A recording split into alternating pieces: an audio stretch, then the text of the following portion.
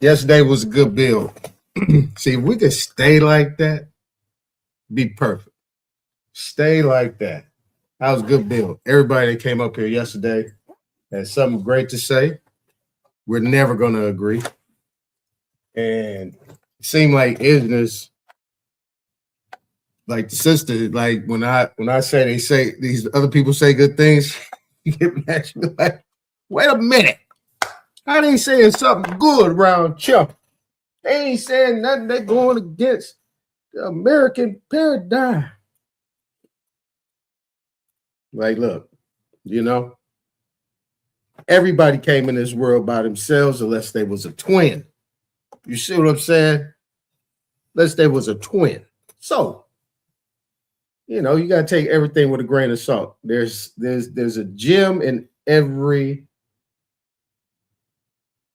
saying. There's a gem coming out somewhere. You just got to be able to know how to grab it. But when you're in attack mode, it's hard to do that. You're already on attack.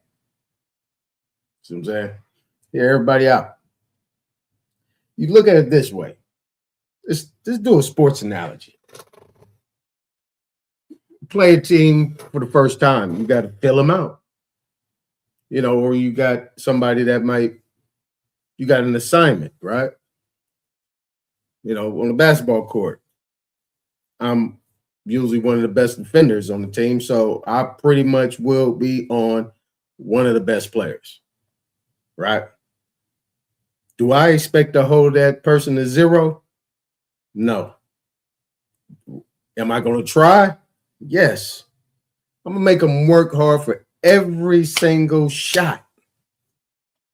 I'm going to make them work hard before they get the ball. They're going to work that hard to get the ball. But as much as I study film, I'm still not going to be able to really gauge my opposition's style until, until we meet in person. It's getting real. You know what I'm saying? He might get me with the first move, get his shot up. Like, okay, got you. Right? But he's measuring me and I'm measuring him. After the first few rounds or whatever, first quarter, all right, I know what he likes to do. I know what his go-to move. Okay, do something else. You're not going to the strong side. Do something else. I'm gonna make you do something else, right? Even if I got to get a foul or two, I'm gonna hit you. Say, wait, this basketball, yeah, I'm gonna touch you, buddy. See how you can handle that. I'm gonna figure out whatever I do. You know what I'm saying? I'm good for 2 fouls instantly. Guess what? I won't get another one. See what I'm saying? I gotta test the ref. I gotta test everybody. But once I understand what the pattern is, then I can make my adjustments. So in a sense where if you're having a conversation, you're debating or whatever it might be, have a back and forth of disagreement, and that person is coming from a different angle than you are, got to hear it out. I mean, it might hurt, but it ain't going to hurt long. Then you'll be able to make your adjustments. See what I'm saying? I don't know if that helped or not. I always like to make sports analogies anyway. I'll turn anything into a sport analogy. Feel me? What's up, E-Knots? What's going on, brother? What's going on? Richie Rich, what's happening? American Goddess, what's going on? Appreciate y'all being here. Everybody else that's in the back, not chatting, what's happening? Now, we had the good conversation yesterday. We got a little bit off topic, but it fell in pocket. You know what I'm saying? On top of that, it's Monday. But we're going to get back to that, right? We're going to get back to what the topic is, right? POTUS against SCOTUS, right? Birthright citizenship. Who is who? Status. all of these different things, what's actually taking place here in America, within the United States, the territorial United States. It seems like that they're having some form of a problem where they're dealing with infighting. Historically, though, all what you would consider to be empires, because they consider themselves, they consider the United States some form of an empire. I mean, because they talk about in power and stuff like that. They say, well, they're in power now, power between Democrats and Republicans. So I look at it like this. Where is my place in their fight? Where is my place in their fight? Do I have a place in their fight? Do I want a place in their fight? Well, I think you guys know the answer to that. But it's good to see, because with all these distractions, when people talk what they want to talk about, there's a lot of good things that are actually changing and taking place. Now, like in California, my mom just told me that the Supreme Court have now just mandated that all courtrooms have recorders. All. Because in California, it ain't like that. Like, you got to get your own, and if you don't have one, then it's pretty much off record. You see what I'm saying? And people say, well, what does that mean? Well, when you have a court of record, you now have Article 3 jumping off. You have a court of record. And it's mandated because a lot of these courts, they manipulate the situation, especially if you don't have a lawyer. You know what I'm saying? I remember I did something. I did an oral argument and pretty much knocked it out the park. They still went against me. Why? Because there's no court of record. There's no proof. So they can say whatever they want to say. You see what I'm saying? And then on the other side of it, it's another situation. You know what I mean? Record everything. I mean, the judge was captivated. The judge asked me back a question. I was like, just broke it down to him. I said, look, you gotta look at it this way. These attorneys on the other side are making declarations, making statements, unverifiable. There is no unverifiable from anybody that they're representing from that company that has made any type of declarations, affirmations, or anything regarding this situation. They're doing all the talking. So they're beyond ultra-veers. I said they're bringing up issues that got nothing to do with what we're talking about here. This is how you know they're not really doing their job. So he comes back and says, well, that bankruptcy case, that's just one. I said, well, all of it has to be tossed in, because the whole premise is that this vexatious thing going on, they're bringing in other cases, and none of that stuff applies to what's actually going on here. See what I'm saying? I'm just kind of abbreviating what I'm saying. He come back again. I come back again. And I told him, I said, you got canons, don't you? You have ethics that you got to follow, right? Yeah, I do. Okay, well, we all are bonded. All of us are bonded with our word. Whatever we say, our bond is our word. Our word is our bond, right? Both directions. You see what I'm saying? And I finish off with something else. And after all, you say, are you done? Yeah, I'm done. And he looks over to the right. He says, well, Glad that's not on the record, right? Because I didn't have a court reporter there. But I said, I heard that. Because he said it as he was about to get up and move out of the seat. And I was like, I heard that. I said, but there's witnesses, though. You see what I'm saying?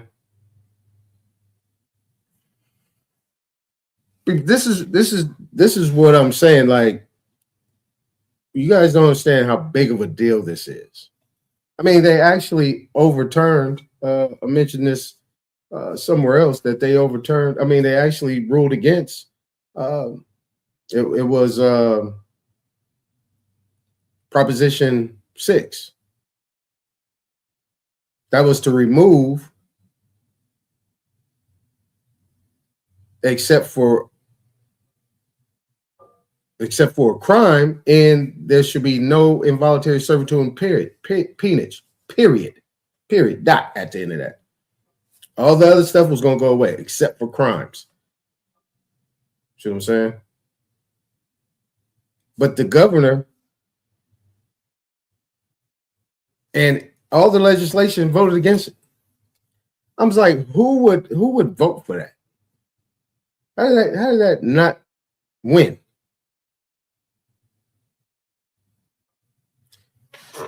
You see?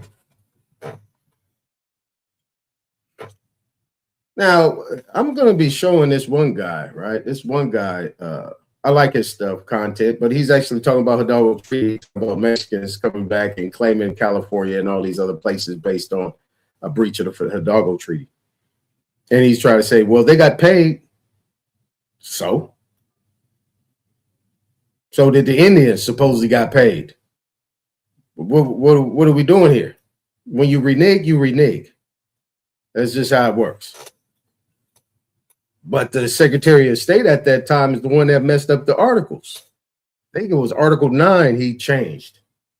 And he did some side deal. That was his thing. So that Hidalgo Treaty is no good. Never been good. And then he's talking about them taking it back. They never lost it. Mexico still runs California, Texas, Arizona, Nevada, Colorado. I think it's Utah. I think there's a few other spots too that they got control of. Don't quote me on those places. I know California is one of them. I know Colorado is one of them. I think Nevada is one of them. I think Arizona is one of them. I think Texas is one of them. You see, but things are going back to where they were supposed to originally be established. 100 years ago, our people still had control. And I can say that because I have proof. My family. I can prove it. But nobody wants for nothing. No issues, nothing. I mean, people nowadays, they get into this not industrial, but this whole electronic phase of time right now where you got electric cars and you got mobile phones, and they really don't understand 100 years ago being good. Where was the good at? Where was the wealth part at? You know what I'm saying? Well, you don't have to go get a job. Number one, you don't have to go work for anybody. Everybody had business. These were partners. That's what sharecropping was about. The work was the land. The work was your craft, what you did. That was yours. That was your intellectual property. I mean, how you think, what's his name, was able to create that assembly line for Ford? How do you know? I mean, how is it that he was a full botanist? That every time you look at a park, you see all those flowers and things like that set up in little courtyards. That's his idea.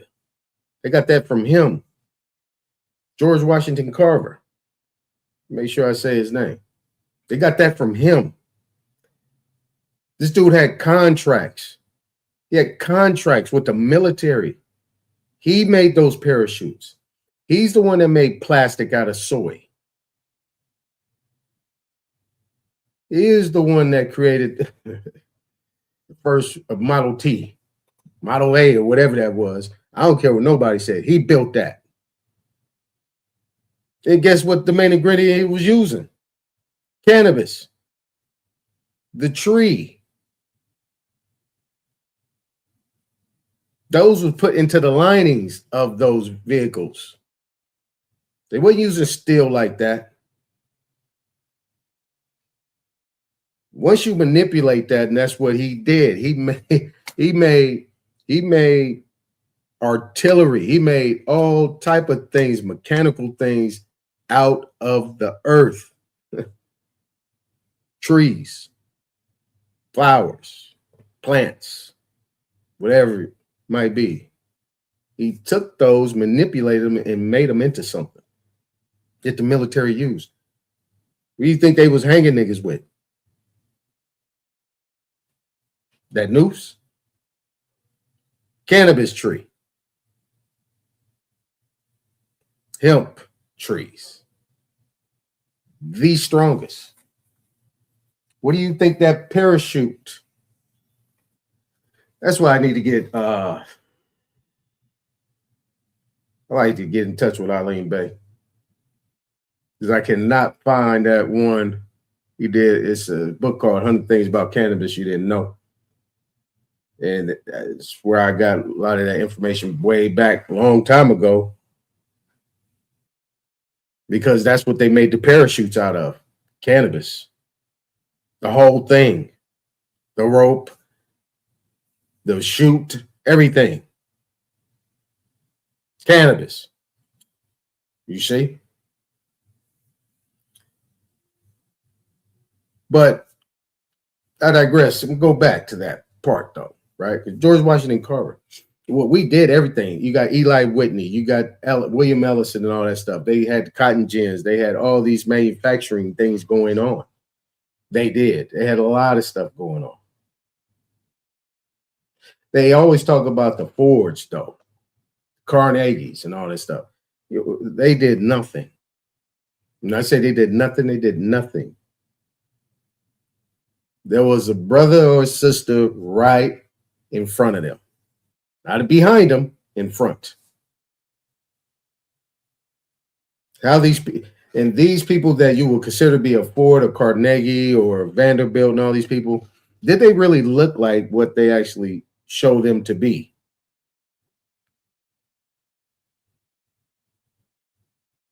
But we know one thing, there was always a brother sitting around somewhere close, or a woman, a sister or a brother somewhere around. What's going on, isn't it? And the wealth of everything, right? The wealth of everything, because even during the Continental Congress time, the Constitution, the main part of what there was considered to be currency within the continental United States was gold and silver.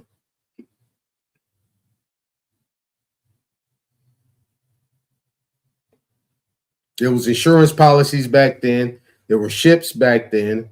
There were vehicles of all different types back then. There's nothing new under the sun but the people. You know what I'm saying? So this technology of things and this worrying about and fear mongering about all this extracurricular things is nothing out of your nothing. It's not under your control. It is what it is. Just do what you do. That's it.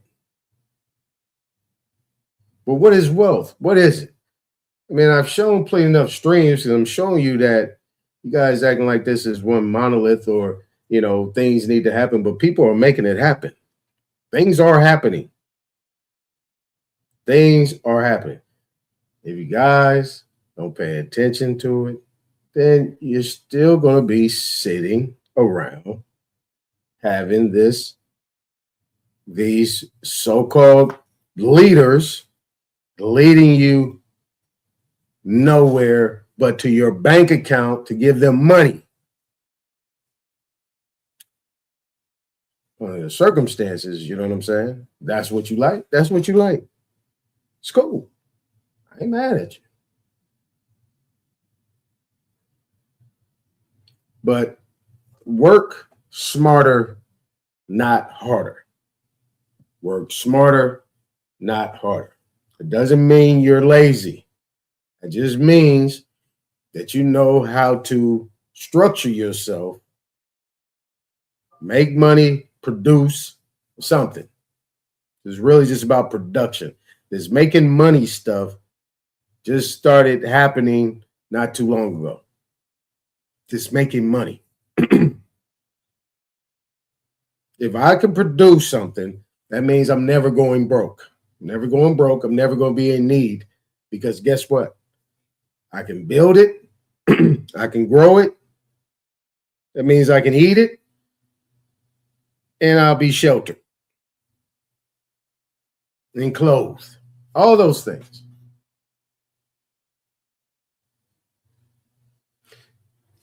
Now, last thing I'm going to say is this. You know, we worry about things that we really don't have to worry about.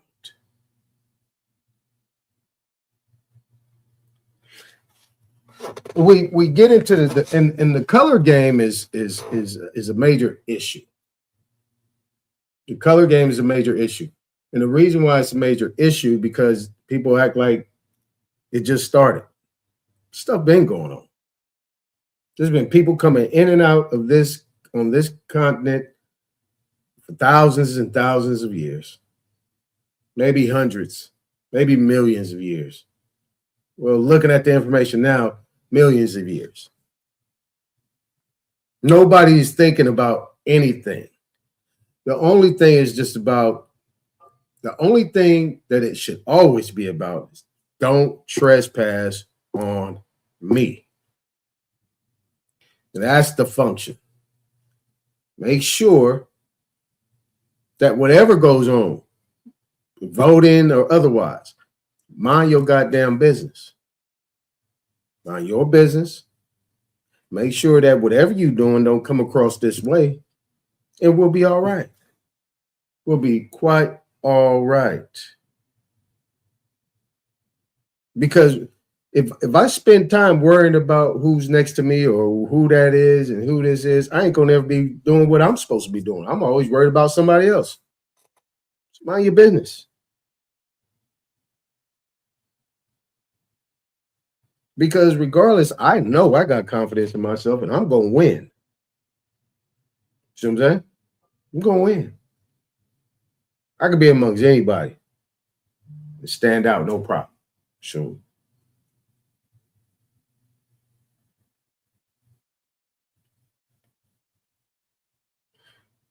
You know, so, but I would say, you know, I see what you're saying, American Goddess, but you know what I'm saying is this. Yeah. I mean, but what are you going to do about it? See what I'm saying? I mean, the trespassing is not physical in a sense. You know what I mean? It's not really physical in a sense. All this stuff is being done virtual. I mean, I think what we need to do is get our competition level back up, or we just stay as it is. You know, consolidate what we're doing. I mean, because at the end of the day, they're not about to do nothing. I mean, they're getting away with things that the government is allowing them to do because they're doing it quietly. They're trespassing on us quietly.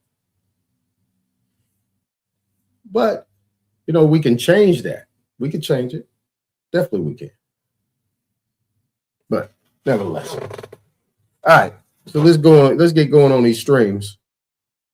Let's get going on these streams. And yeah, appreciate everybody being here. I'm gonna mute up because I know it's gonna be the echo.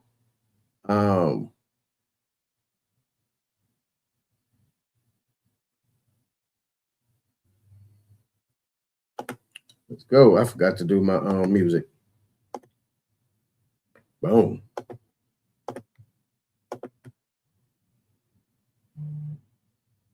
That's right. Yep. Bring our competition level up. Big time.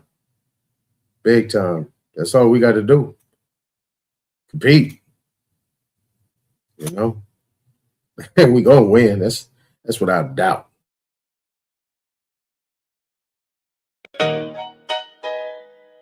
Yeah. Yeah. Chef LD does it big on the grill. Cooking with skills and providing the meals. Chef LD does it big on the grill. Cooking with skills and providing the meals. Yeah. Texas chef cooking meats under the ground. Meat falling off the bone every time it goes down. Crack the turtle shell and make it taste so well. Lobster with steak and some good oxtails. The world biggest skillet LD. Frying the shark. Got a deer hanging up about tearing the park. The best in the business. Ask Smokey the Bear. Mention Chef LD. Watch him get somewhere. Chef LD does it big on the grill. Cooking with skills and providing the meals. Chef LD does it big on the grill. Cooking with skills and providing the meals. Chef LG got the biggest pots and pans. Cook the world biggest gumbo on top of a stand. Skin the raccoon and remove the glands. Not many animals I haven't cooked with these hands. One cut from the blade, make the skin come loose. Grilling the buffalo or a well-cooked moose. The best in the business, and Smokey the Bear. Mention Chef LD, watch him get somewhere. Chef LD does it big on the grill. Cooking with skills and providing the meals.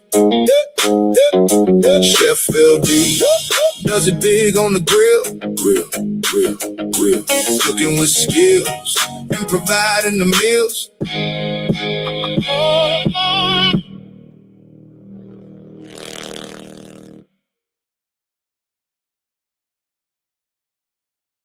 Wait a damn minute. That was crazy. Man, did that dude cook a bear? Wait a minute. Hold on a second. Did that dude cook a bear? That's crazy. Man, that make me want to watch that again. That's crazy. Man, he cooked a bear. He had a shark in there. He had, man, what didn't he? He had a turtle. What, man, this dude is off the chain. Man, I got to watch that again. I don't care. I got to watch that again. Damn that. I'm watching that again. I'm watching that again. I don't give a damn about that. I'm watching that again. Let me lower my thing. Hold on, man. Shit, man, we about to run this back. Yeah.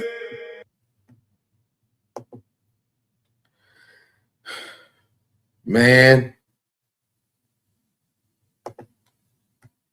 Hold on, man. I gotta count all the different things all the different damn animals he cooked.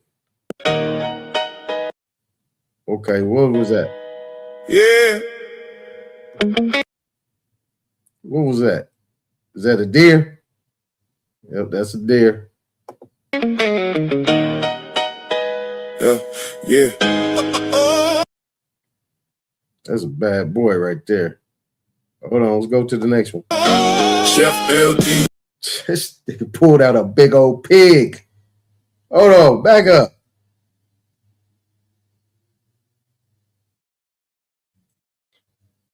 Man. Chef LD. Hold on, man. Damn, stop moving so damn fast. Okay, look. Let's blow that up. That is damn. Chef LD. Did he pick that thing up by himself? Yeah, this ain't real. Pick that big ass pig up by itself. Does it big on the grill. Cooking with skills and providing the meals.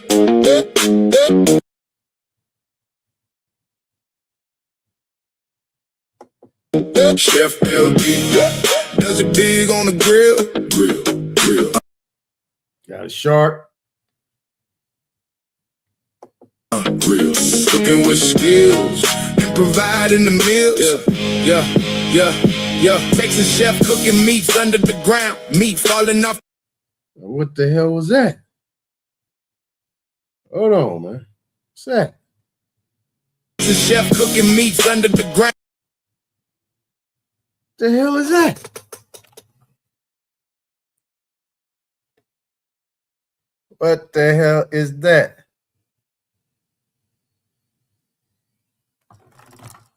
Is that an elk?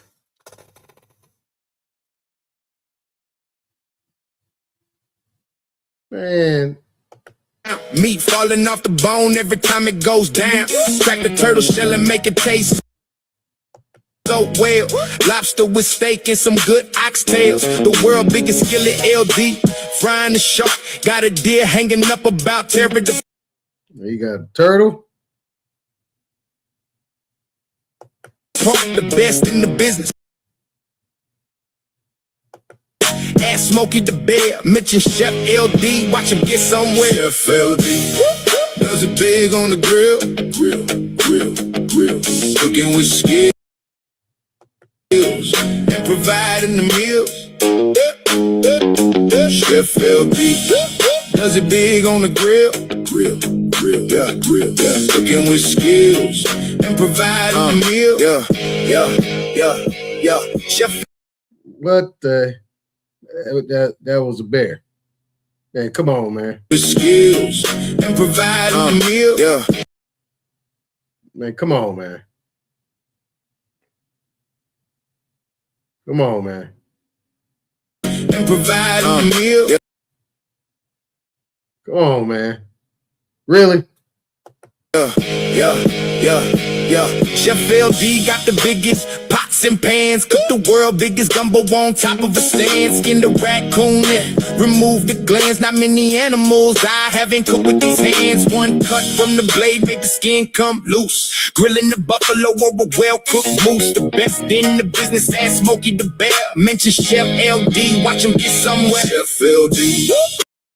What's that? Does it big on the grill. Cooking with skills and providing the meals.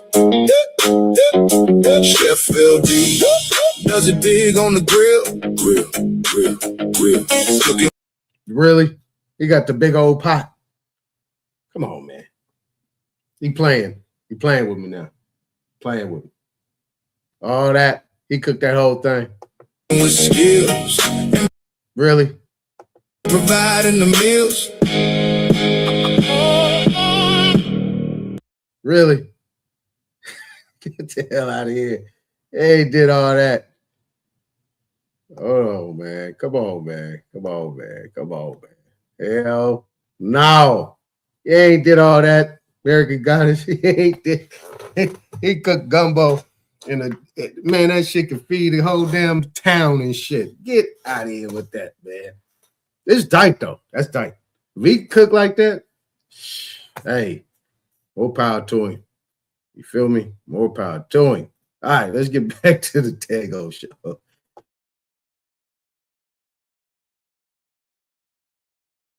Here we again. Boy, we in Charlotte, North Carolina, at KCK. Boy, they got the P-Funk down here. They say they got. Here we again.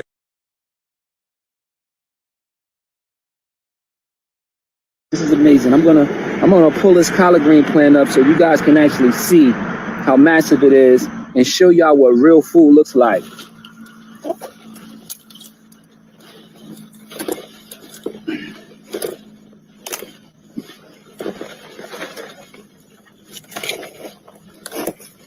You see that? Those are roots. This is real Look how massive this is, man. This is real food. This is real food right here. These roots is symbolic of what's inside your body, your veins and your arteries. When you look at the leaves, you look at the veins and the arteries and the greenness of what's here. Gardening has so many benefits, and I feel like food security is something that we're going to wrestle with in the future. We're actually wrestling with it now, and I see it so clearly. It's that billionaires are buying up farmland, and not only that, just putting that aside, but just looking at our health, looking at our families. For me, this is just the way that I show love, and I see the future, and the future for food is something that's it's real serious. It's a real serious. It's an epidemic, and I just want to inspire as many people as I could to do what I'm doing here.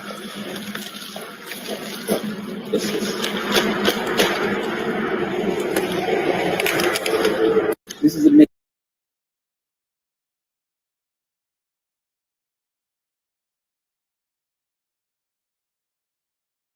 To treat herself, but sometimes she needs extra cash to make it happen.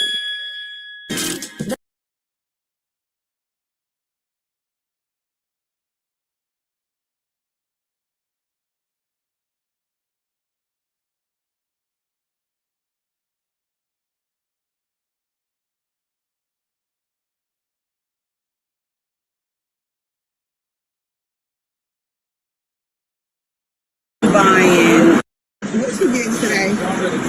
I'm buying 10 jugs because I want to save some for the people, and I'm going to buy 15 sea mosses. My sister found you on Instagram. We come from Vegas. My sister not taking her blood pressure medicine and stuff no more, and her feet don't swell no more. And we take care of my brother. While I'm here in Cali, she out there in Vegas is taking care of my brother. This is something she does not take her medicine no more. From high blood pressure, she got thyroid, and man, her name is Big P. She faithful with this right now, to where she got me. I call her a guinea pig for everything. But man, my brother, he bedridden. He used to have medicine to make him poop. This is what you got going right here.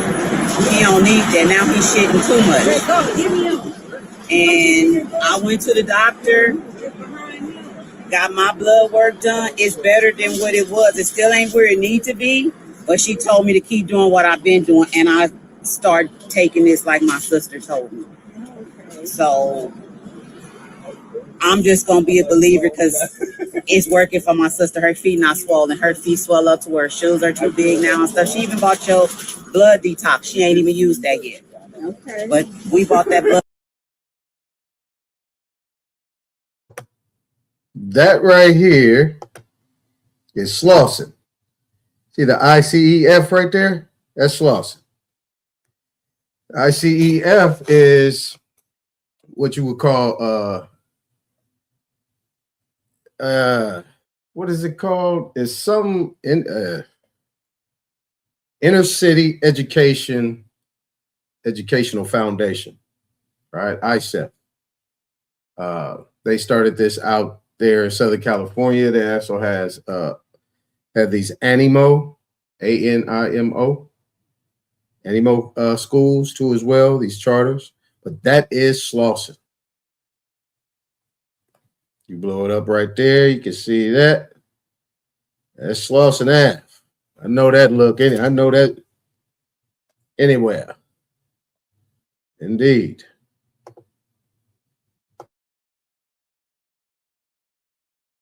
Detox, and she like, Lord, what is that gonna put? Your product work.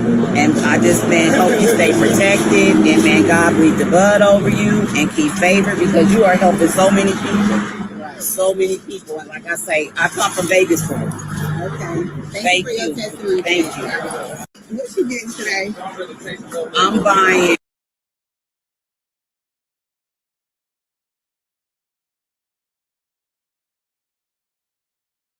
Yes, all properties are taxable. And they're not, I'm going to present my case on the topic. There's some properties that are tax exempt, but for a residential improvement in a residential home is taxable. According to somebody, it might be taxable, but I'd like to present my case. Yes, ma'am. The property tax is unlawful and unconstitutional. First of all, it infringes on the people's right to own property. The governments of Hall County and Hall County Superior Court are not governments at all. They are privately held, foreign-owned, for-profit corporations. The following have been corrupt and complicit in committing crimes against the people on behalf of these corporations: judges, attorneys, district attorneys, doctors, politicians, governors, senators, mayors, city councilors, county. Taxability? Yes. All properties are taxable.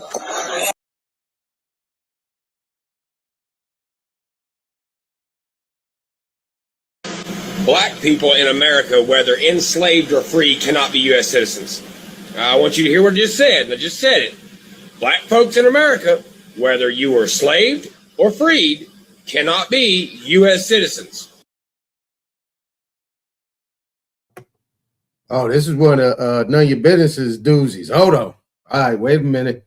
I got to say that one to the end. I got to do this independently. Wait a minute. Hold on a second. Hey, we're going to slide that one down here. We're ready for that one. Draco, what's going on, brother? Still in the building. We're going to hold on to that one. All right, let's go back. Let's go to the next one. Is ruled that a preventive detention order can become illegal if the detaining authority fails to inform the detainee of his right to make a representation against the detention before that very authority, even if the detainee later makes such a representation on his own. The court held that under Article 22(5) of the Constitution, the detainee must be clearly informed of this valuable safeguard. In this case, the detainee was told he could approach the state government, advisory board, and central government, but was not informed that he could also represent to the officer who passed the detention order. Relying on Kamlesh Kumar Ishwardas Patel versus Union of India, the court held that this omission could not be cured. Now, this is, I'm still off mute. Dang, it's going to echo. Look, this is actually in India. Cash Patel or something, but the detention, right? So nobody knows this. No, they don't tell nobody this. You see, but this is just coming from me. Don't quote me. Just listen closely. As soon as they stop you, you gotta do two things. Number one, read you your Miranda rights. That's number one. Right? Because if they got them lights on, right? You got the red, white, and blue lights they got up there. Those all mean something. They got that red light on and that blue light or whatever. You know what I'm saying? That means they have been called. That means it's an emergency. That siren goes on, it's an emergency. If there's any such thing, it has to be settled right there. Immediately telling you what you have done. They don't do that, they're in violation. Number two, if it gets to that point, they got to take you straight to the magistrate. If they're holding you, they got to take you right in front of a magistrate. A lot of people say 36 hours or 48 hours or something, they got to do that within that time. Nah, immediately. Before they book you. No fingerprints, no nothing. Take me straight there. That's what you got to do. See, and this, the reason why I'm playing this video is because of the fact that you have a right to challenge the detention because they're detaining you. What is this for? See what I'm saying? Yeah. Let me go back on mute. By the detainee independently, making a representation. The detention was therefore quashed, paving the way for his release after nearly 7 months. To stay updated on legal issues and legal news, stay tuned to Live Law. See, this Patel guy, right? It's like Cash Patel, like these Patels are big time. But these Patels are the ones that they're like Pakistani or something like that. And these were the ones that came into South Africa, the ones that, what's his name? Idi Amin had kicked out. Yeah. But these are people that actually have been getting arrested based on their allegiance against, you know what I'm saying, these other factions, I would say. You know what I mean? So I know a lot of people don't like Trump. A lot of people don't like, don't like the government or this republic or whatever, or what this group is doing. And you guys always got to think about why. Why are these people so adamant about this group, right? Trump and the group that he has around him, all these people that are in position. Why do they have a problem with them? What's different that he's doing that the other presidents haven't done over the last, I would just say 20 years? Well, let's just say not even 20 years. Let's go over terms. 1, 2, 3, 4, 5 terms. Last 5 administrations. What is he doing different from these other ones? See what I'm saying? You gotta think about that. Why are these people so adamant about them? This is what I talk about, asking questions and kind of developing things in your defensive strategy, right? What makes quick offense? Great defense. You know what I'm saying? You can't get the ball if you don't play no defense.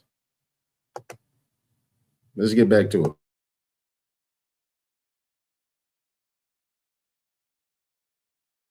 The irony of Jonathan Majors quoting James Baldwin while starring in a movie produced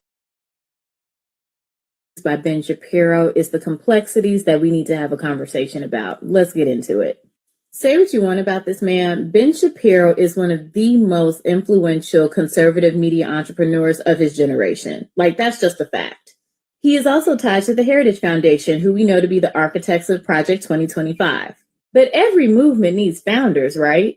Enter William F. Buckley, wealthy Yale-educated writer who is considered one of the most important architects, if not the most foundational architects to the modern-day American conservative movement.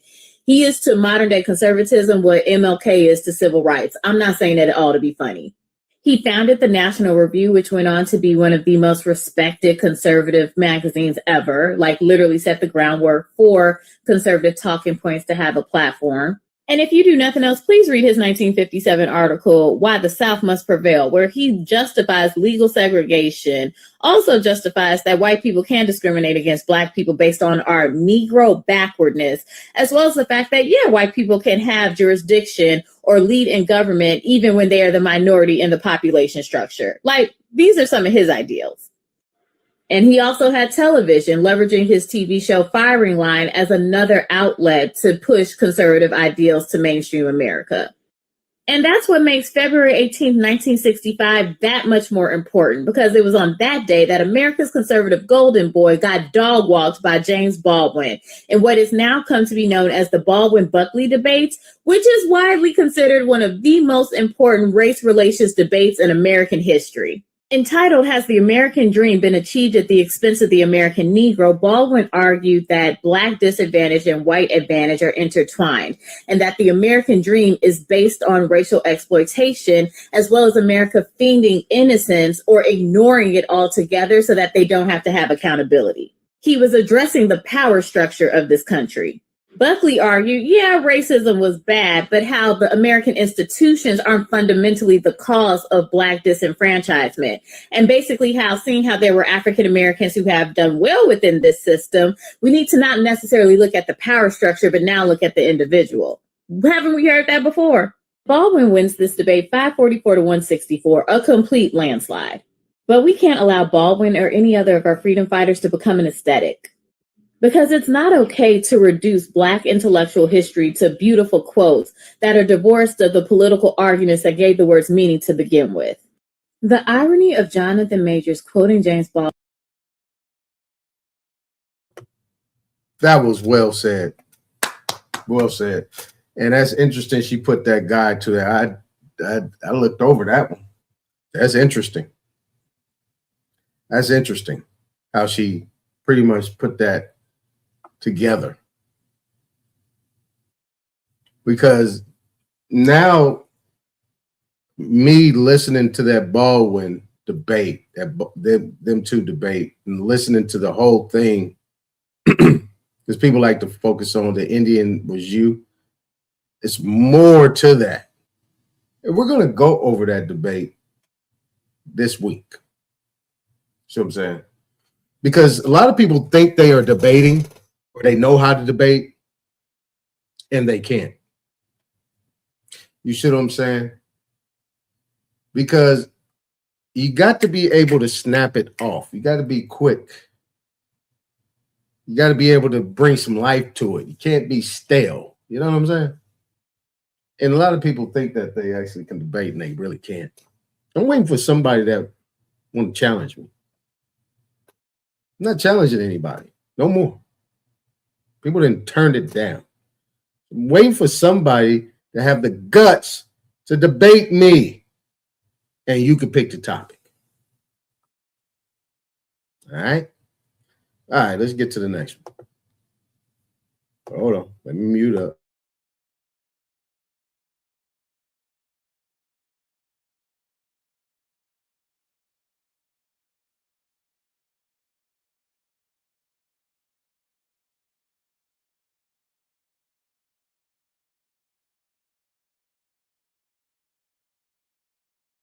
The book of Enoch tells us exactly what happened to the giant trees that were cut down. It mentions how the angels of God labored or cut down the trees in order to prevent the Nephilim giants from climbing up to survive the flood. We've been born with sight, but our eyes have become blind. They told you this is just pareidolia, that your mind is playing tricks on you. Well, your eyes have become traitors over time. So you do enough research and you come to realize that the majority of science is in fact pseudoscience to fit a narrative. We should know by now that many plateaus and mountains aren't rock formations, but the stumps of these giant trees that were cut down.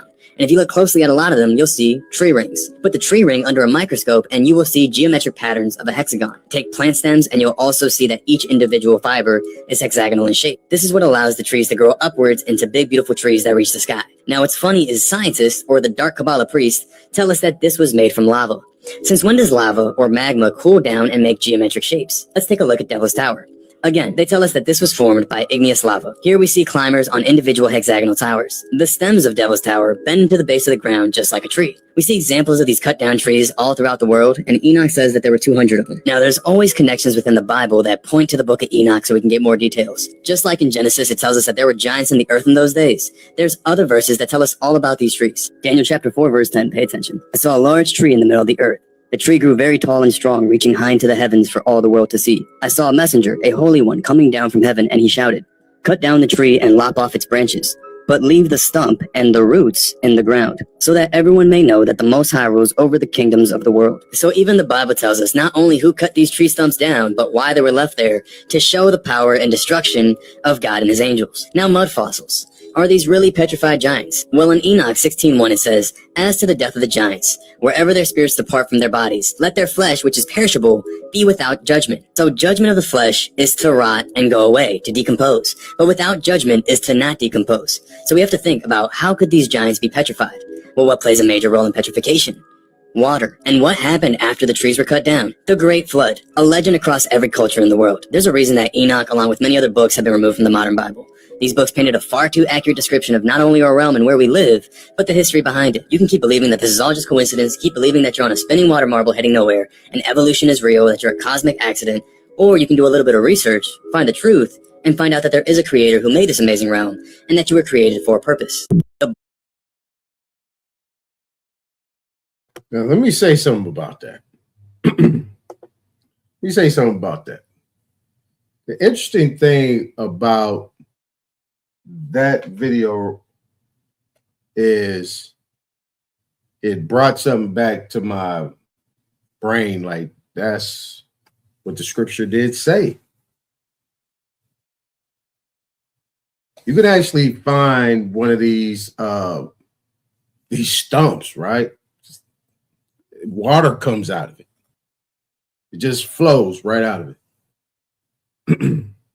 This is what I always said back then when, you know, the world was a little bit different, why everybody was bigger at that time, because of the not just the elevation, but just the purity of the air.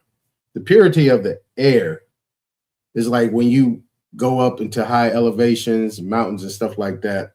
A lot of people are you'll see that a lot of the bugs are bigger. You know what I'm saying? A lot of those insects, they're about like 5 times the size of what we'll see here on the lower level, close to sea level. See what I'm saying? So that's interesting. That was interesting. You know what I mean?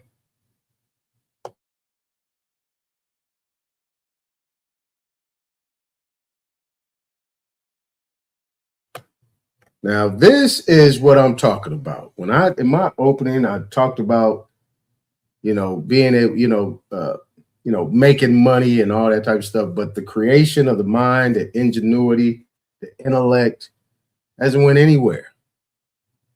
Watch this. Watch this one.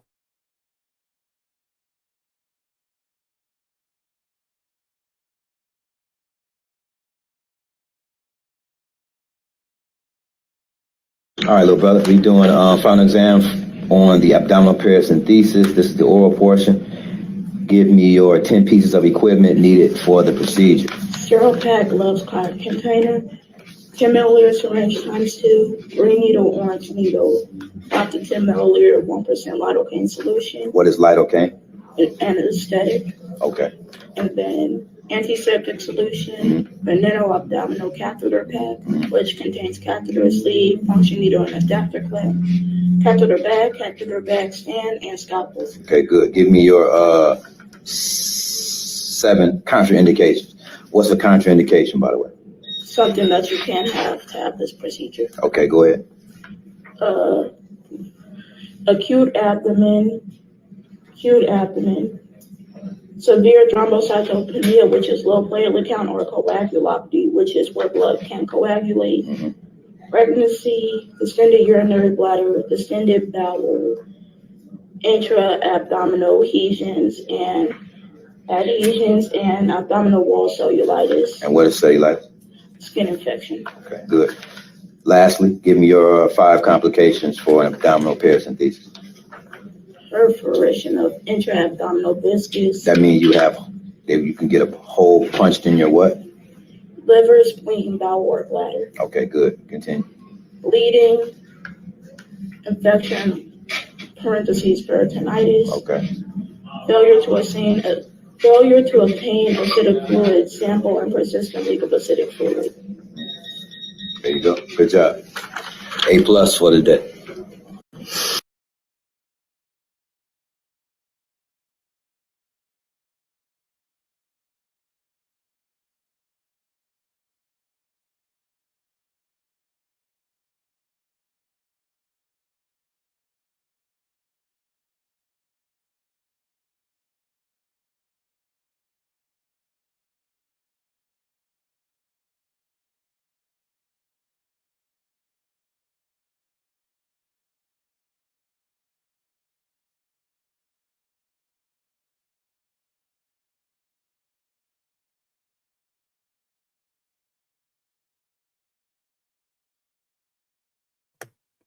The devil not 3 times? How about that? See what I'm saying? Not hard. Not hard to accomplish what needs to be accomplished. Right? We looked on the walls. We saw scalpels and all kind of things. All the medical tools that's carved on walls. It's nothing new under the sun, people. Come on.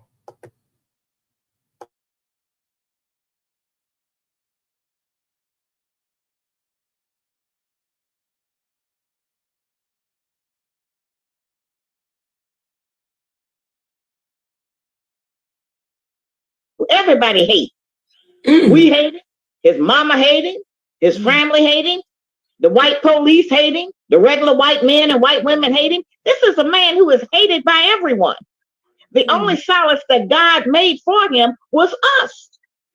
And when he comes to us and can't get any sanctuary at all, then he don't have no life. And then they win, because what they want to do is to destroy him and make us think that we are better than him, so that we will help the enemy destroy our own man that God gave to us. We have the best man on earth.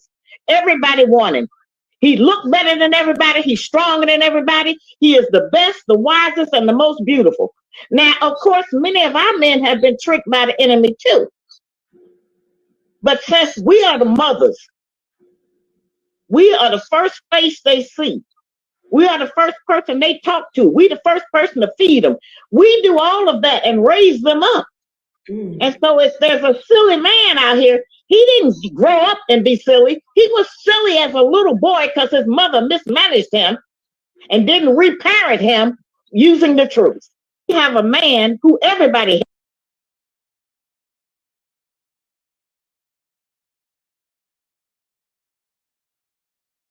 Something real quick. Each state is a different country. And let me explain why you can't find Cam in Africa. You can't even find Cam in the lower 50 states. You're going to find Cam in one state. But let me show you something. Why you can't find this nigga, right? Let me show you something. Why you can't find this nigga. And this is all secret revealed. And this is what I'm about to say real quick. And I do need my talk show. But fuck the talk show. Let me show you why you can't find this nigga. Let me show you why you can't find this nigga. And I'm about to show you this right now. Look at his cheekbones. His cheekbones is indigenous to North America, right? Look the way he dressed. This is indigenous to North America, right? This is what he say. Shooters and shooters and looters and looters and Buddhas and Buddhas. Why they do that in Africa? They don't do that shit in Africa. Let's just stop with the cap. Let's just stop with the cap. He did what he did. That's his language. He the only one did that language. He the only one did that language in the beat. Now, if you want to understand something very clearly, come on now. If you understand something very clearly, you got Twister in Chicago. You got all these other rappers in other states, right? You got all these other rappers in other states, right? And I'll give you a couple examples. What about Cash Money in them? What about Cash Money in them? Right? Think about it. What about Jay-Z? What about Jay-Z in another state? What about that, right? What about Biggie Smalls? What about that, right? What about Pimp C in them? What about Pimp C? That's why I say it's different states, different cultures. What about it? What about it? But no homo, pause. Pause, no homo. He got the jawlining of North America. He got the chain. He got everything. He got the hair growing, everything. Come on, man. What we doing? We're not African, bro. We not. Them Africans, the niggas be born with they shit back here. Bro, I know my shit thin, G. I know my shit thin. But look, they shit me back here, Joe. Bro, I'm 50, I'm almost 50. But no, pause. Come on, Cam. Have my back, G. I'm telling you what's going on, Cam. What they don't know or what you need to tell them. Come on, Cam. What you need to tell them. Tell them what you need to tell them. Every state in every country is a state in North America before Washington, D.C. came in 1776. And we're not going to listen to Jesse Jackson and them. We're not going to listen to church. We're not going to listen to the secret societies. Come on, Cam. Say what you need to say. Pause. That's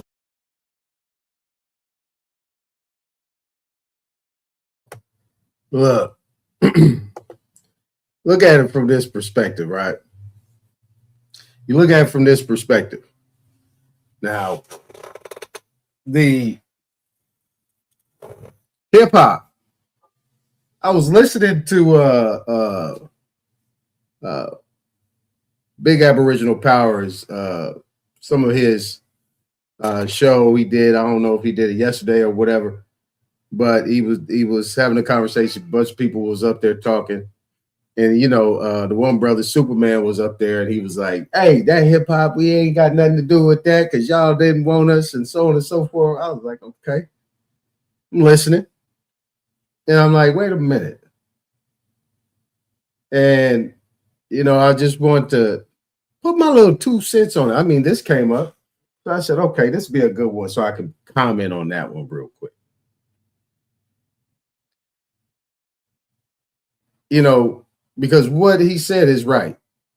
They say each state is its own country. We say own territory, what we had back in the day. You see what I'm saying? Own territory back in the day. So you look at it from that perspective. But, you know, Superman from Texas. I'm like, oh.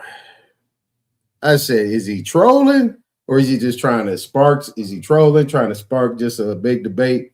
Maybe that's what he was doing. But it sounded like he was kind of serious and he really meant it. Now, I'm from California.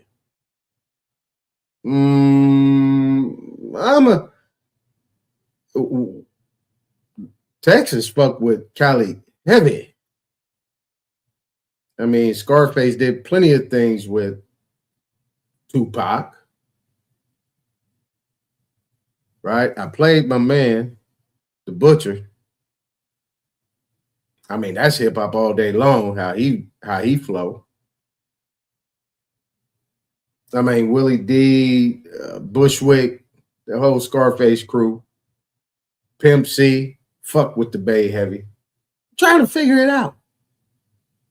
I mean, Too Short went to Atlanta. Eric Sermon from New York went to Atlanta, went to the South. They was all fucking with the South. I'm trying to figure this one out. No, no. Everybody has their own style. You know what I'm saying? But best believe, you better thank California. Because that's the way New York had to catch up. You know what I'm saying? You fuck with the South heavy. And this is the whole thing that people don't, I don't know. I think people try to find a way to argue about something just to try to make their place be the greatest. I mean, but you always got to have pride in your state. You know what I'm saying? That's just the way it is, you know. Food cooked different. You know what I'm saying? Everybody do what they do, but guess what? It's the same food. Different spin.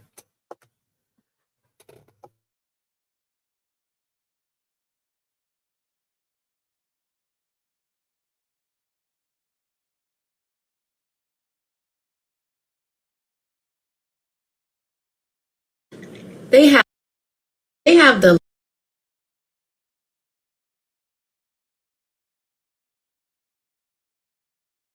land, they have the banks, they have the corporations, they have the media, they have some of the highest positions in government. So if they have all that power, why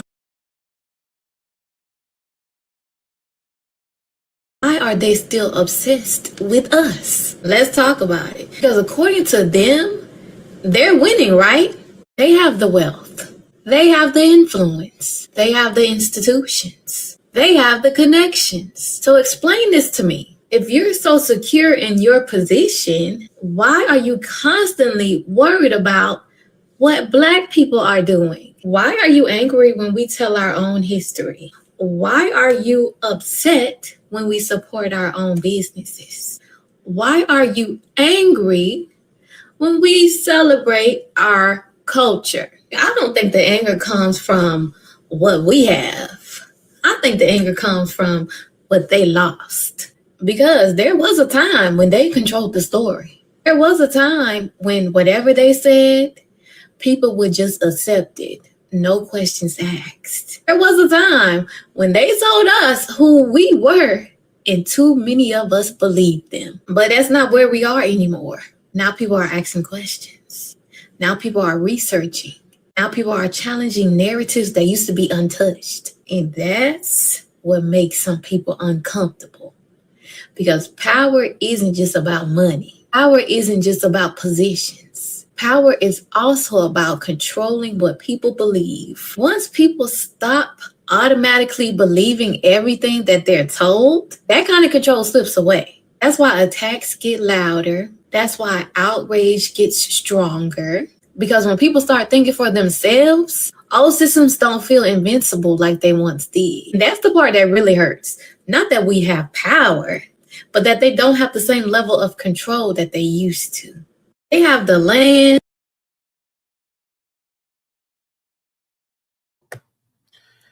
Now, see, this is all tying in perfectly.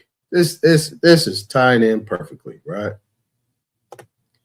You look at it from what this young lady is saying. She's beautiful, you know, and the continuous, right? The continuous gaslighting, the continuous fear mongering, the continuous trying to beat you over the head with this white supremacist ideology. Everything that is going on today, and I would say from 2000 forward, last 26 years, white supremacy, the ideology of white supremacy has kicked in. But at the same time, you worried about that, we're doing something over here. There's a movie called Wag the Dog's Tail. And, you know, the premise of the movie, it's hard to figure out. But what I do know about wagging a dog's tail is you got a tennis ball in your hand and you act like you throw it and you put it behind your hand. But you didn't put something in front of that dog. You didn't train that dog on one thing. So when that ball gets in front of that dog's face, that tail starts to wag. You see, that tail starts to wag. So you say, get it, boy, get it, boy, get it, boy. And you throw the ball. Or you act like you throw the ball. And you put it behind your back. But the most important thing is that before you put it behind your back, you actually throw the ball a few times.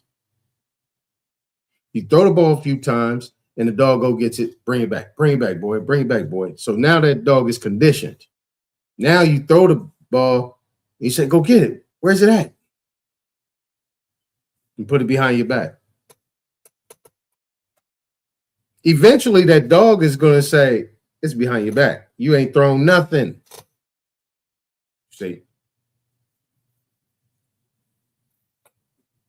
But this is the whole spectrum of what they put in front of us. When I say they, that's everybody. Everybody puts in front of you. You can't just say white folks, Mexicans, or any other type of group. Black people do it too. They make money off white supremacy. You know that, right? They make money off of that. They make money off talking about it. See? At no point in time you've ever heard me talk about any white supremacy theory or ideology. I don't subscribe to that.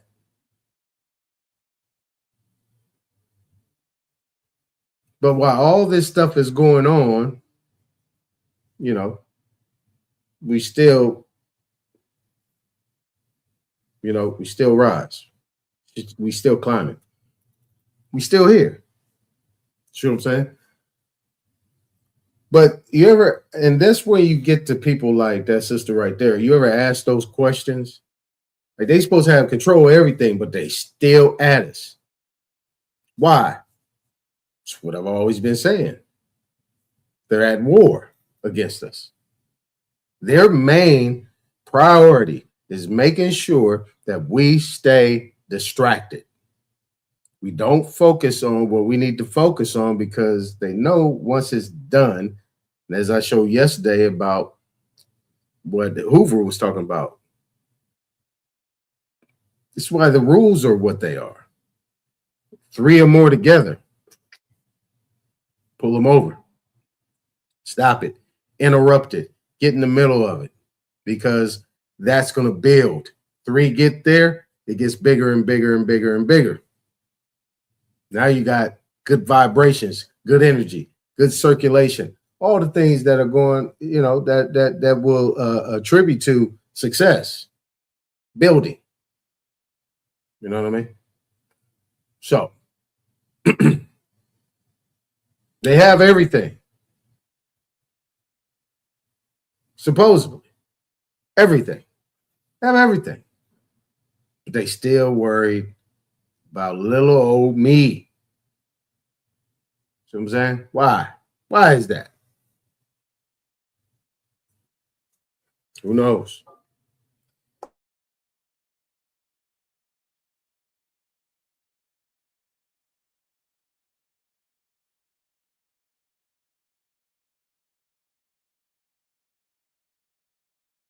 Decision to make. Stay in the South or leave. My grandfather owned a farm in South Carolina.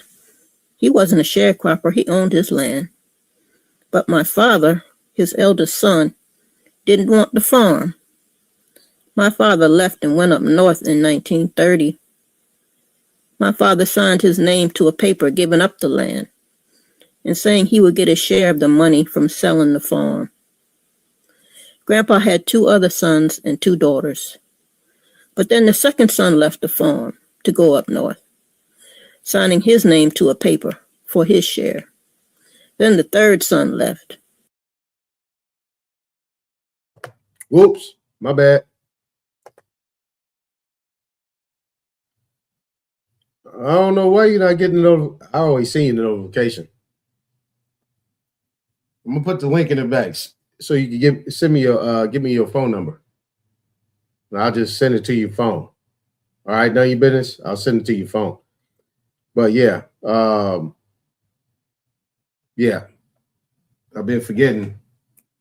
But I'll put the link in there later. Once I'm done, then you can actually put your phone number in the back. So I got your phone number. I'll just send it to you by text message.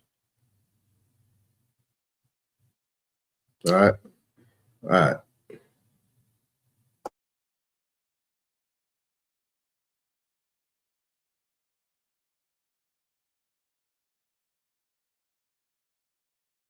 Person had a decision to make. Every black person had a decision to make. Stay in the South or leave. My grandfather owned a farm in South Carolina. He wasn't a sharecropper, he owned his land. But my father, his eldest son, didn't want the farm. My father left and went up north in 1930. My father signed his name to a paper giving up the land and saying he would get a share of the money from selling the farm. Grandpa had 2 other sons and 2 daughters. But then the second son left the farm to go up north, signing his name to a paper for his share. Then the third son left, and the girls left also. None of them stayed. They didn't want to live in South Carolina in the 1930s. My father went back twice in his lifetime. The first time he went back was to find a wife. The second time he went back was to take me. He took me down there so I would know from whence I came. My grandpa said no one wanted his farm. I saw tears in Grandpa's eyes. He said, I worked all these years to build this farm up, and not one of my children wants to be here. They all done moved up north. During those years, if one person left to go up north and they were doing well enough to stay up north, then they would let the folks back home know about the job opportunities. They say, come on up and get these jobs. They wrote letters. They're opening such and such, and they need new workers. And all the cousins would go up. The employers up north wanted black folks to come from down south. People that were used to working hard for little pay, but the North paid more. My grandpa sold his farm south of Columbia and north of Charleston. There are some beautiful spots in South Carolina, or South Carolina, as they used to say. I used to love to visit as a child, but I never wanted to live there. I never wanted to live in the South. I'm a Northern girl.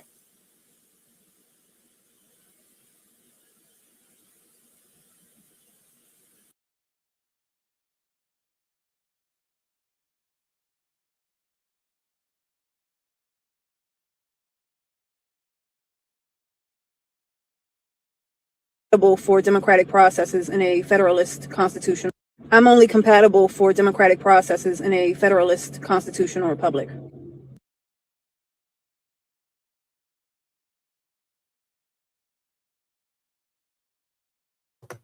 We'll do these individually and so we can comment on this.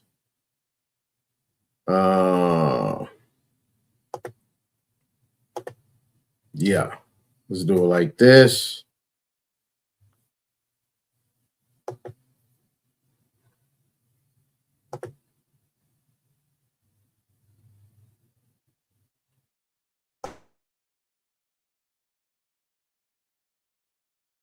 That's the form of government I embrace and accept because I understand democracy's biggest flaw. Democracy is self-eating, meaning it can rid of itself. You can get rid of democracy with democracy. You can rid of democratic processes using democratic processes.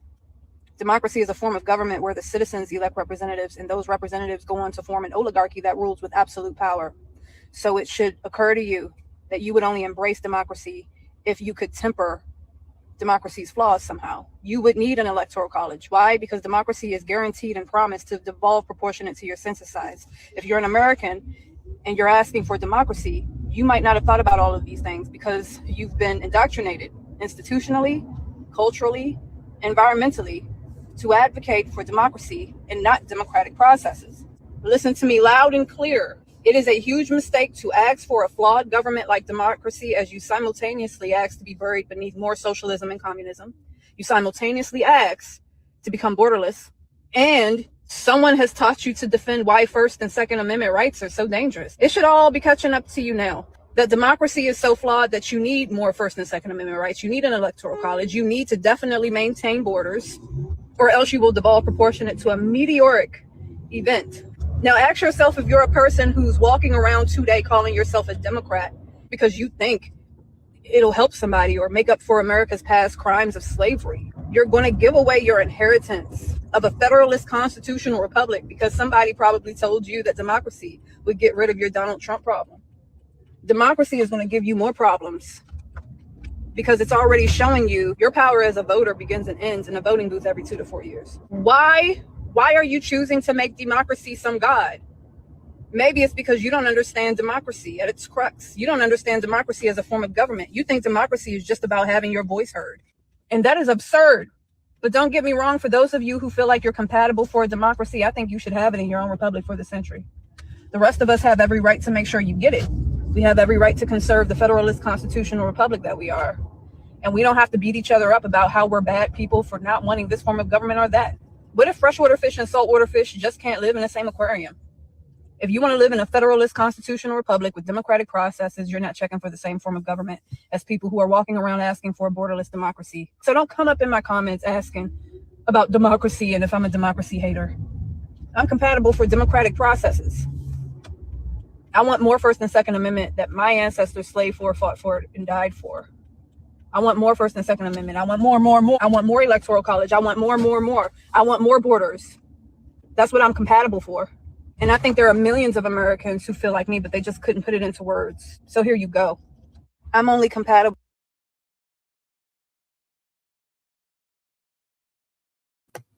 That was well said. Now,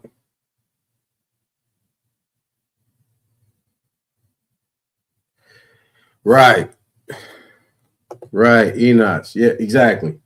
This is what I was saying. Like a lot of people, you know, in the spaces we are at, Enoch, is that a lot of our people really think that they actually lost their land, but a lot of people moved. See what I'm saying? A lot of people have moved up north. You know what I'm saying? Moved west, past Oklahoma, over into California, you know, Oregon, Washington State, Colorado.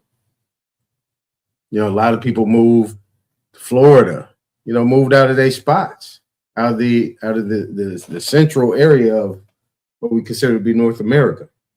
See what I'm saying? And they didn't, a lot of people said it was taken, but most time it was abandoned. But even in that abandonment, you still own the land. You still have ownership. You go back and get it unless it was done a different way. You know, the only way you can actually own that land is if the land patent was passed over to you. You can sell it in what is considered to be fee simple. You can have absolute title or some form of allodial title. You know what I'm saying? But, you know, but you're more or less just a steward. You're just a steward of the land. But you don't own it. You know, you got to put a land patent on it. Patent the land. And usually people put land patents on their land because there was certain things grew on their land. So when you put a land patent on it, you have all the different degrees, you have trees, all that stuff that's on that land belongs to you. So if people are buying land and not putting land patents on it, or getting the land patent and acquiring that land patent, as much as you make it, as much as you can not have it, you know. Now, what she's talking about is the whole premise of why I do what I do. Right? What she's talking about is a democratic process. And then they're also talking about democracy and the democratic process. Now, she was talking real fast, but the most important thing is the whole basis of how communism, socialism, all these capitalism, all these things run within a government ideology of democracy. Everything comes involved with that. In the United States right now, you have capitalism, socialism, and communism. See, it is at the point right now where capitalism, first it was socialism. Those things worked out pretty well, you know, because that was the way the structure was set up, you know what I mean, from the beginning. You have a Republican form of government. And within the voting and all that, it's what you would consider to be a democratic republic. People say, well, there's no such thing as a democratic republic. Well, this is why the United States has always been dysfunctional. You know, bipolar, I would say. 5150 type government, because they have all these aspects that they allow to come in without running down one lane and sticking to one thing. They have every single thing that is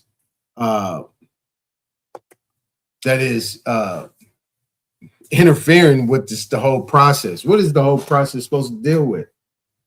You know, prosperous people. The people make the world go round. If I could use that analogy. People make the world go round. But there's something that's involved that's actually detaching the people from government. There's something that's involved that's detaching the government from the people. You know what that is? Greed, power. because they're using this word power a lot. What do you mean power? You are a servant government, form of government, republic, right? A Republican form of government as they define it, democratic form of government as they define it. So you have your democratic and you have your republic that's supposed to run parallel. How? That's a whole nother conversation. But it is running parallel with each other. And then sometimes and then with the democratic and the republic running parallel, you have all these ideologies that come in between it that intersect the Democrat and the Republic, the democratic process and the Republican form of government that, well, how do I say this? These ideologies come in conflict with the democratic form of democratic process, the Republican form of government from functioning properly. The democratic process is your voting. The Republican form of government is the power of the people, supposedly.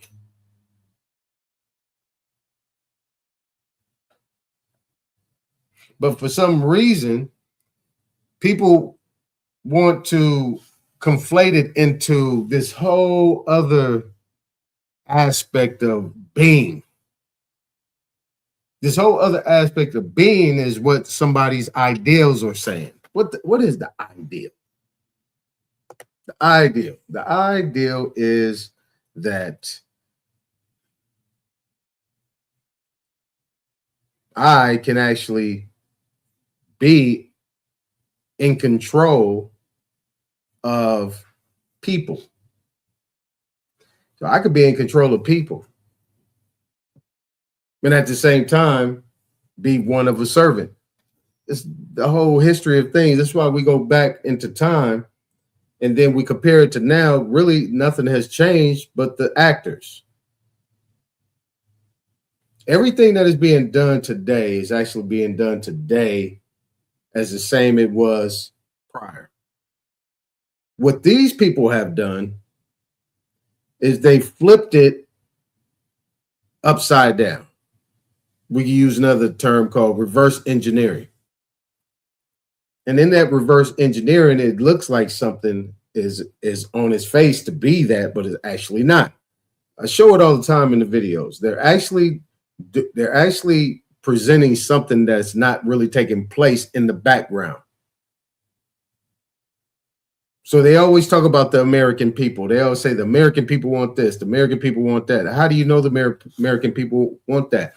Can you show a piece of paper of any of the American people that you are representing or supposed to be serving to, actually writing that down and you're saying, reading from this piece of paper saying that the American people in my district said this? Because when you say the American people, you're saying everybody per se. But see, in a democracy, the government is the people. We the people are the government. Really, we the people are Congress. They control everything in this form of democracy or whatever they call it, this democratic process. Congress controls everything. And this is what is actually been talked about because they're trying to take that power from Congress.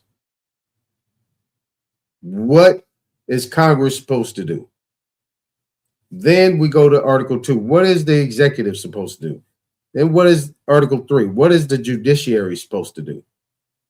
And are they doing that? This is where we get into the misunderstanding of what has taken place over time. How has the system become so wrong? Well, not so wrong. How has the system become so backwards and so corrupt that people complain about it and do nothing? See, me, I don't care nothing about it. It has nothing to do with me.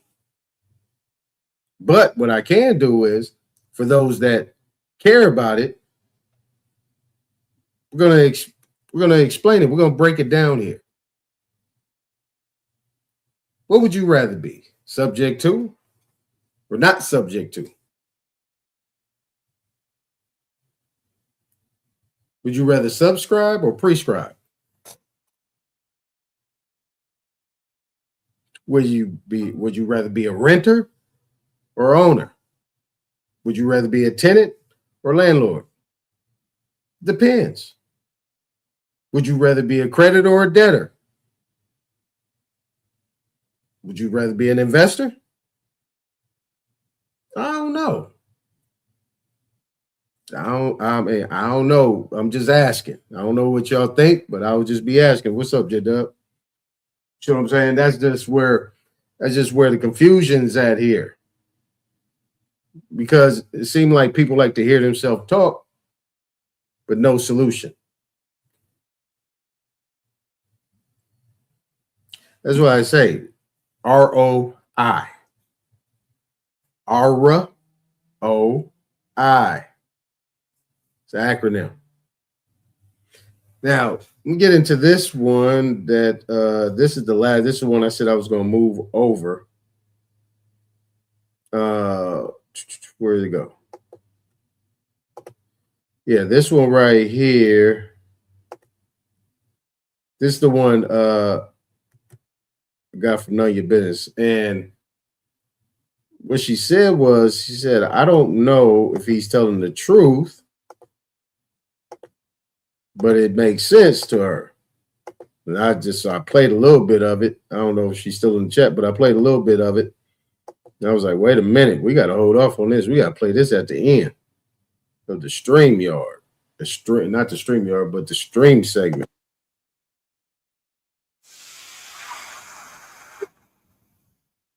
I just said it.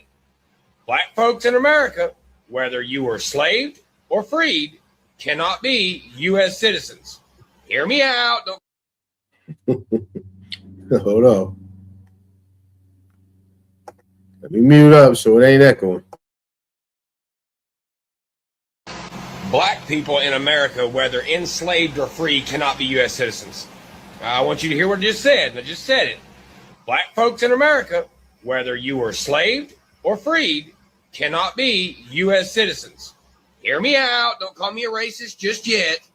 It's the best thing for you, and you need to understand the relevance of it.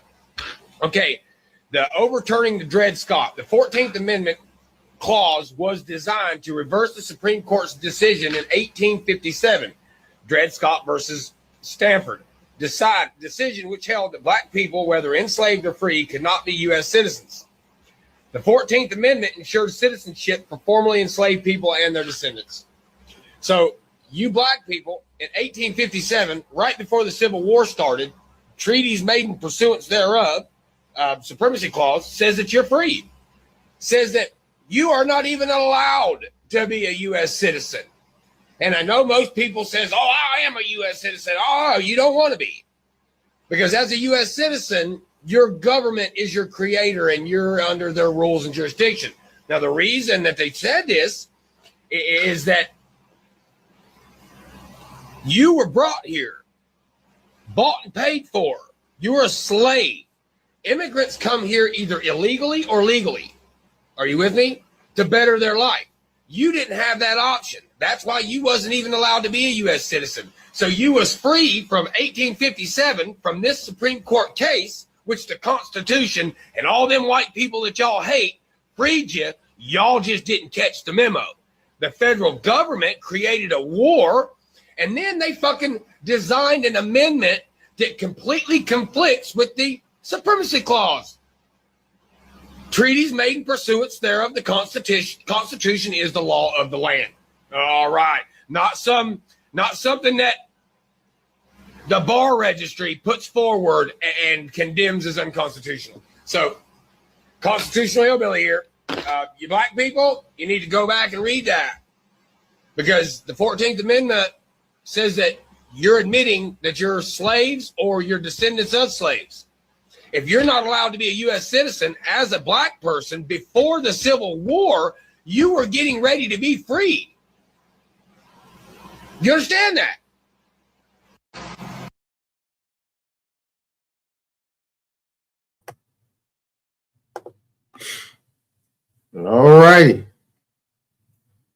So know your business. That's pretty good right there. Now, what he said, and then what Trump has been saying, is that the 14th Amendment was for the children of slaves. Children of slaves. That's what the 14th Amendment was. It was to free up the children. Got to make sense of that. We got to make sense of that. What does that mean? Child labor laws, right? Remember them child labor laws. See what I'm saying? That 3/5. That's why the 14th Amendment, Section 2, which reflects Article 1, Section 2, Clause 3, that 3/5 is gone. Because 3/5, they used to say, oh, we've nothing but 3/5 of a being. Nah, it had nothing to do with us. It had to do with children being 3/5. Because you're not a full adult until you hit the age of 18 or 21 or whatever it might be. I think it's 21 years old. At 21 years, you become a full adult. Full adult. The age of majority. Prior to that, you're 3/5. Because you can't take care of yourself. But even then, it was putting people to work. They was putting children to work, as we saw. You say you had them orphan trains and so on and so forth, blah, blah, blah, blah, blah. But then, but nevertheless, you had child labor laws. See what I'm saying?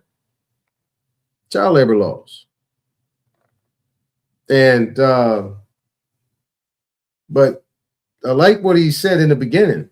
Yeah, we're not United States citizens at all. I agree with that. We're not United States citizens. Never have been. We are volunteering our servitude. But this is why we got to do what we do. This is why I'm doing what I'm doing. I'm trying to show you that it can be done a different way. Where we record our documents, where we send our documents, who we communicate with, all those things, you know what I'm saying, are being done backwards. Us doing it the way we've been doing it over this period of time has put us in the situation we are in. I know a lot of people want to blame the white man, the white woman, the white situation. Right, but even back then, you had the Mann Act that came in later. A lot of these people, what they was dealing with, wasn't our people. If you look at even what you would consider be quote unquote Black Europeans, you know what I'm saying? Those people have been here since the 15th century. So you getting into the 1800s, they already been here 300 years. See what I'm saying? It's 300 years. You had 1492. Even prior to that, people were still, there was constant maritime admiralty stuff going on with our people. Remember, I showed that. The Mayans in maritime business. The Mayans, the Olmecs, the G, whatever you want to call them.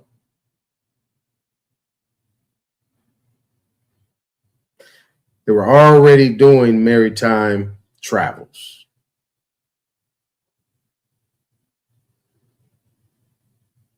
All right, that's why most of the crops, foods, and everything that you get originated here in America. I ain't say that, they said it. I'm just repeating what they said. So under the circumstances, if you're dealing with citizenship, under the citizenship issue, is that we've never been United States citizens by definition.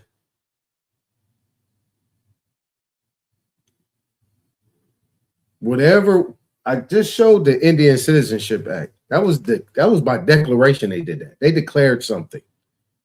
We're going to do this. We're going to start providing. But even when they did that, you had to get somebody to agree or participate. This is what Nadi was talking about, these Indian agents, right? These Indian departments, they've already been around.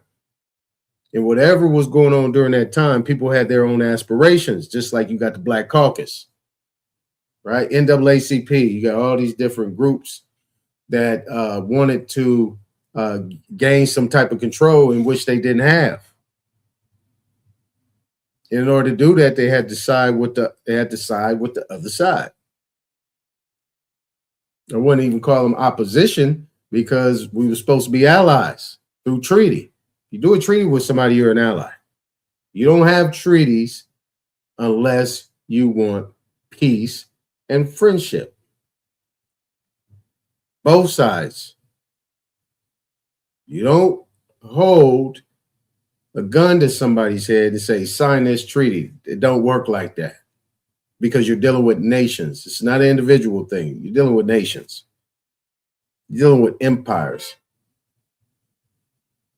Right? But the United States was not a sovereign until they was recognized as such. So somebody had to recognize them. So I know a lot of people don't like to hear that, but I'm telling you, no,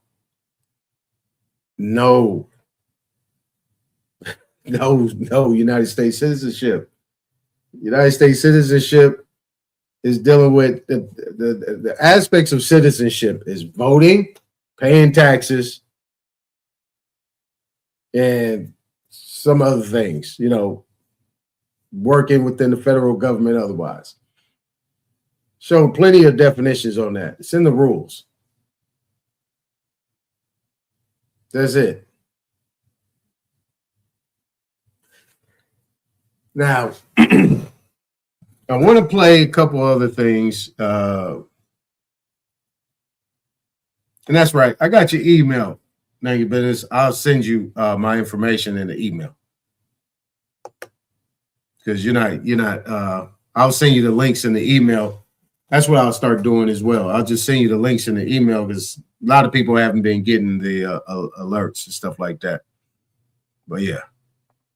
But I want to play the rest of the hold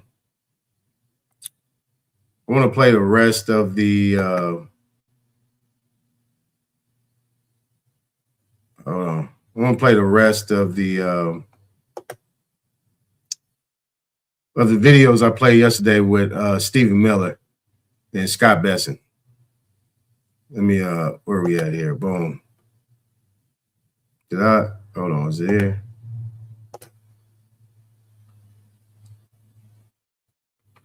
Let me check real quick. Oh yeah, I forgot about that one. Let's take that down. Boom. Here we go. All right. Here we go.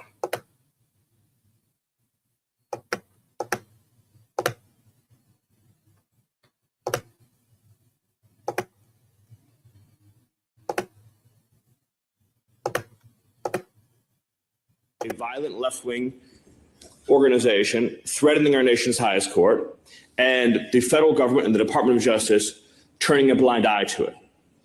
Those are the conditions in which this kind of violence can fester as a cancer and ultimately destroy a society. Nothing that we do works if the threat of violence and terror goes on unchecked. Our political systems don't work, our judicial systems don't work, our legal systems don't work, our jury trials don't work. And at the same time, we have to understand there's a real threat that those who are not themselves terrorists, but who support left-wing violence, will create the conditions that allow that violence to go on without any meaningful inhibition. So to be specific, we've seen some of our nation's cities in America, like Washington, D.C. and New York City, something, again, it's an American term, but it's known as jury nullification. This is when a person is obviously guilty of a crime, but the juror, because they're ideologically sympathetic to the perpetrator, will not sentence them to the crime for which they've obviously committed. We've seen in the United States, again and again, individuals who are part of left-wing organizations who've committed assaults against ICE officers or federal law enforcement who've been brought to court where clear evidence has been presented against them, that the jury has refused to convict for purely political reasons. When you've reached that point, it demonstrates how deeply the cancer has begun to infest your society, where people have created an internal rationalization structure to justify unsanctioned violence against the state and state actors to achieve a political end. We have to use every lawful and legitimate tool that we have to demonstrate that justice will be served and delivered, and to prove that these kinds of tactics and techniques will ultimately fail. If the leftist learns and observes that their violence and criminal activity helps and ultimately succeeds in achieving their desired political end, they will be endlessly emboldened. Here in the United States, we've seen a growing and deeply alarming increase in attempted assassinations against public figures. Most notably, of course, the multiple assassination attempts against President Trump, the successful assassination attempt against Charlie Kirk, many others. This is a fatal cancer to civilization. And the greatest risk that we have is that our institutions have grown too soft and too cowardly to be able to defend themselves against a mortal threat. If your civilization is your home, you must defend it with the same passion and force as if an enemy intruder is inside your own house where your family lives. That is the level of dedication and urgency that is required. And the greatest threat is that even though there are far more of us, there are far more people who believe in order and civilization and liberty and the rule of law, is that if we are softer than those who seek to end us, then the smaller but more radical minority will succeed. That's the definition of an emergency. There may be more people in your home than the bad guys, but when the bad guys show up to kick in your front door, you may not be prepared to handle it, so you call 911. Immigration law has been subjected to an over 8,000% increase in violent assaults. These are not one-off episodes. This is repeat, systemic, organized, funded insurrection and armed resistance against the federal. I'm sorry. Did he just say insurrection? See, that's the one thing that is going to be taking place. I know you guys probably don't want to hear it, don't want to watch it.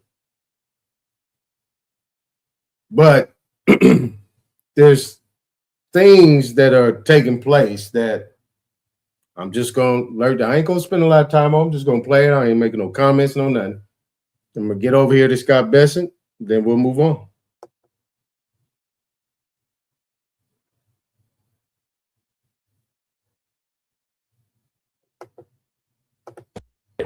So California just did the gun owners. And you can now apply to get your CCW permit completely online in just minutes with bonuses like holsters and carry cases. It's completely free to check, and if approved, you'll receive your permit badge in the mail within just days.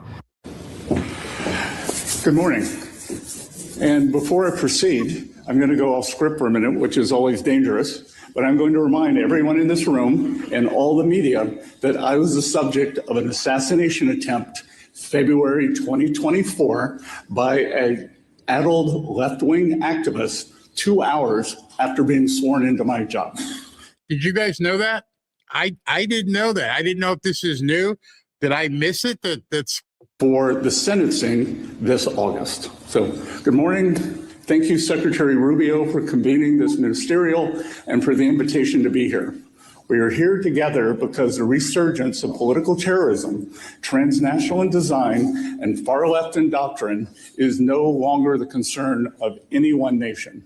It demands a response that draws upon the distinct and combined strengths of every government represented here today. Every government. Ours begins where every campaign of terror does. It's financial lifeblood. And at President Trump's direction, the United States Treasury is bringing the full weight of our authorities to defend the integrity of the U.S. global financial systems. All right. So now, if you look at the three guys who are speaking, you had Marco Rubio, who is obviously the Secretary of State. He brings in everything under the umbrella of the international and bringing all these people together. Stephen Miller, direct line to the White House, special advisory, basically bringing in the strength of the White House. And now Scott Bessent, he's the guy who's going to control money transfers. So he can see through the various banking systems where money is being sent, who is being sent to, who's funding things. This all together, and it helps because now if you bring in an international coalition, now you can bring their banking systems in as well to find out where is this money landing, who's getting this money, who's funding these terrorists. All of this put together spells a very organized organization, not to be repetitive, but this is not just a few people protesting. Years ago, in the wake of 9/11, Treasury became the first finance ministry. Now you can see where this is headed. More than 20 years ago, in the wake of 9/11, Treasury became the first finance ministry in the world to establish an office dedicated to disrupting the funding networks of terrorist organizations. Treasury's Office of Terrorism and Financial Intelligence, referred to as TFI, was created in recognition of the reality that America's financial system is essential to its national security. TFI to what?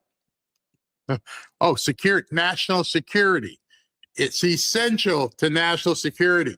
So they might as well have come out and said, listen, here's an organization that is well-funded and they are attacking us as Americans. We need to coalesce behind the government here and we need to take these people out.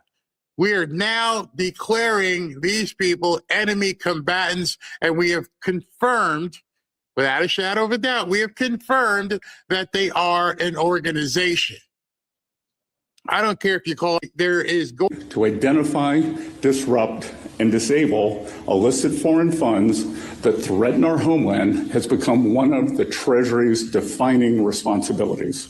And today, we are extending that abiding mission to meet an evolving threat. The resurgence of organized political terrorism has long occupied. There you go. That's it. Now you guys have all the information.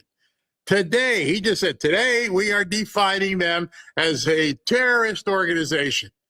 All these little wet behind the ears college kids who want to put on that scarf and go out there and burn the American flag, your ass is cooked, really cooked. A blind spot. The international community has struggled to identify this danger, much less defeat it. But as the threat of terrorism evolves, the institution tools that defend against it must adapt. We once understood terrorism principally as an external menace that is no longer the world we inhabit. Increasingly, we are confronting sophisticated, organized networks across borders to incite violence within them. Meanwhile, old ideological boundaries are now giving way to new operational alliances. The unified front between international Marxism and radical Islamic movements need not share the same ultimate vision to share the same immediate enemy of free and self-governing societies.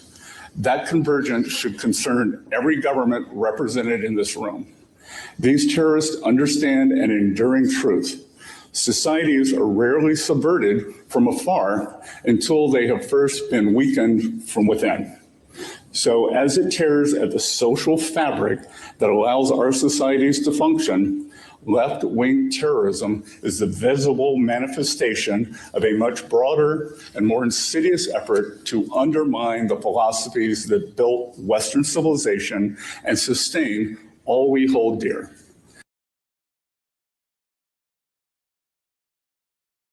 Now,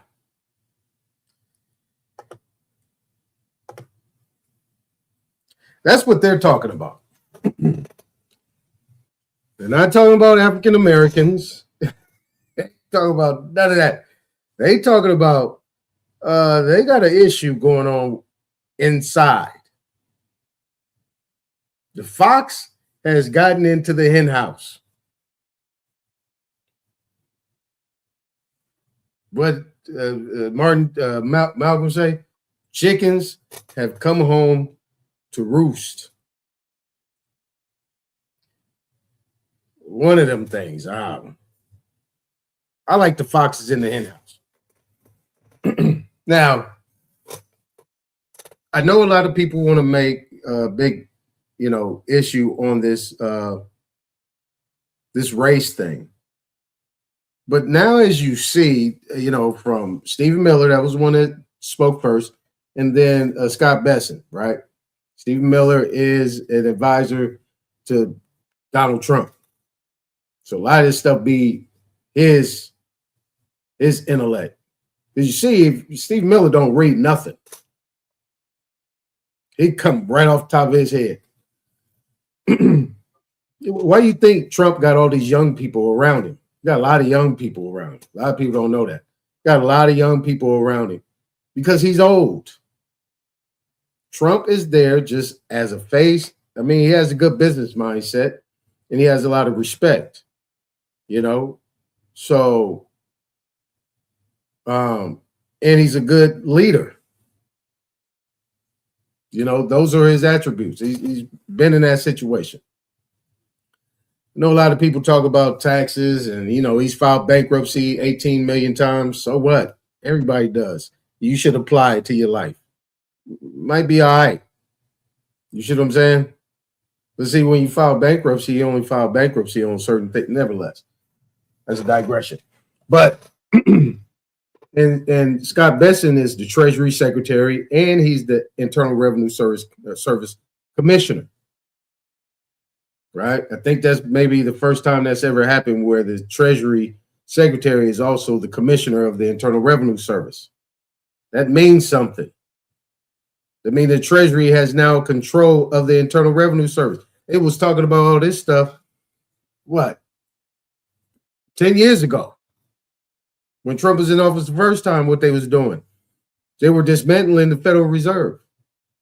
The Internal Revenue Service is the creation of the Federal Reserve. Tax collecting.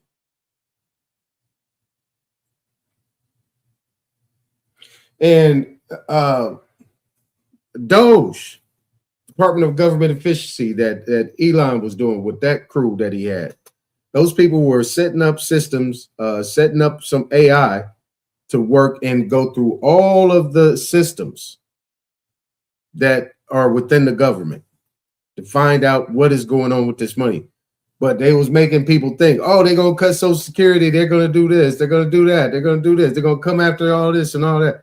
They will come after us. They ain't came after us yet. Coming after us about what? What are they coming after us for? What business we got with them? We put ourselves in that business. We shouldn't even look. We shouldn't even be messing with this government like it's supposed that we are doing. It has been to our demise. You see what I'm saying?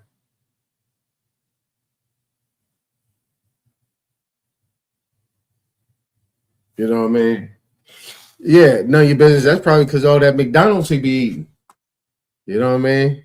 But he's old man. I mean, what is he? He's about 80 now? Come on.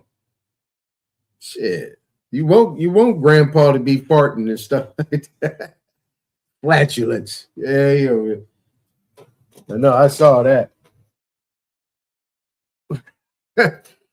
Oh boy. But but seriously though, you look at it from that perspective, right? So from that perspective, the system as it is being, I'm not saying it's being fixed, but it's being examined, investigated, and take that part serious. Take that part serious. Yeah. Yeah, you remember back then, the 9/11 stuff, they was talking about terror. When actually people that was the terrorists was the people that you thought wasn't, that was protecting you. See, now these people are telling you what's going on right now because they're talking about this terrorism going on. They talking about domestic terrorism that's actually going on inside the government. See, all of this terrorism that they're speaking about is being done through political means. So when you guys listen to that, you know what I'm saying? Like carefully. So if you guys missed any of that, that's what's actually going on. Just saying. I want to get this stuff out the way so we get back to the other business. But I want in the meantime, when we do have these discussions, just know that at no point in time we were supposed to be a part of it. Only from the outside looking in as an investor or doing business with, you know, but we was doing business with these subsidiaries or these third parties or these foreign companies that the government allowed to come in and do business with us, and then left them unchecked. Believe me, no Federal Reserve creation. We don't have any of this. We don't have foreclosures. We don't have this tax system or none of this will exist. It'll be totally different. Totally different. You don't have to believe me. I'm just saying.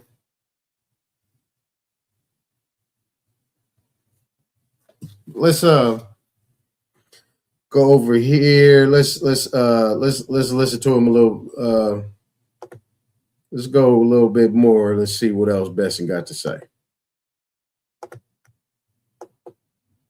Some of these activities are overt: bombings, assassinations, and organized violence in our streets. Others are quieter: campaigns to suppress speech, intimidate political opposition, and sabotage our national institutions. Of course, whatever form they take, none of these attacks sustain themselves. Violence requires money, channels through which funding can move, and institutions behind which it can hide. Increasingly, legitimate nonprofit and charitable structures are being exploited as a mechanism to conceal the movement of illicit funds to support political terrorism. For Treasury, the application of our authorities to combat these networks represents the natural evolution of our mission. Through our Office of Foreign Assets Control, the Financial Crimes Enforcement Network, and IRSCI, we have spent decades developing the world's most sophisticated financial counterterrorism capabilities. And now we are mobilizing some of the same tools that we have deployed against terrorists abroad to confront this emerging threat here at home.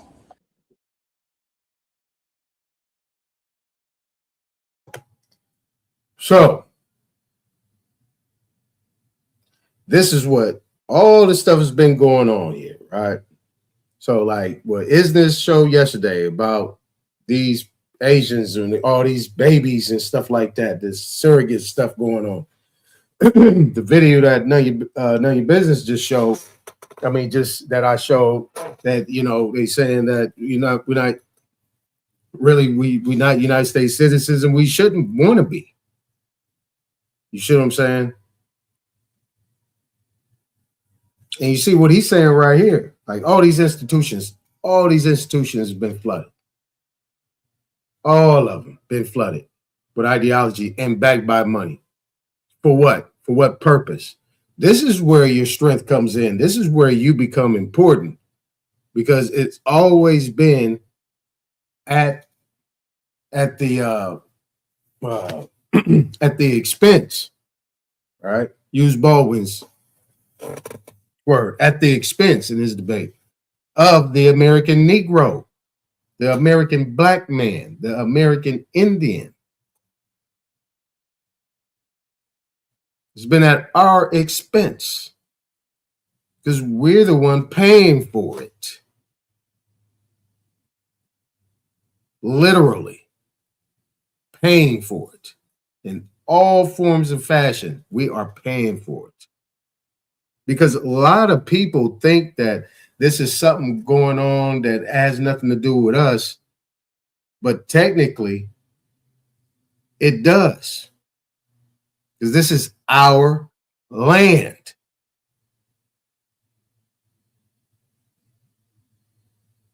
The fight doesn't have nothing to do with us because they got to fight amongst each other. And now it seems like we might have a group of people that are in representation and service regarding the United States of America, attempting to stop it, stop all this corruption that has infiltrated every aspect of the system that we know today.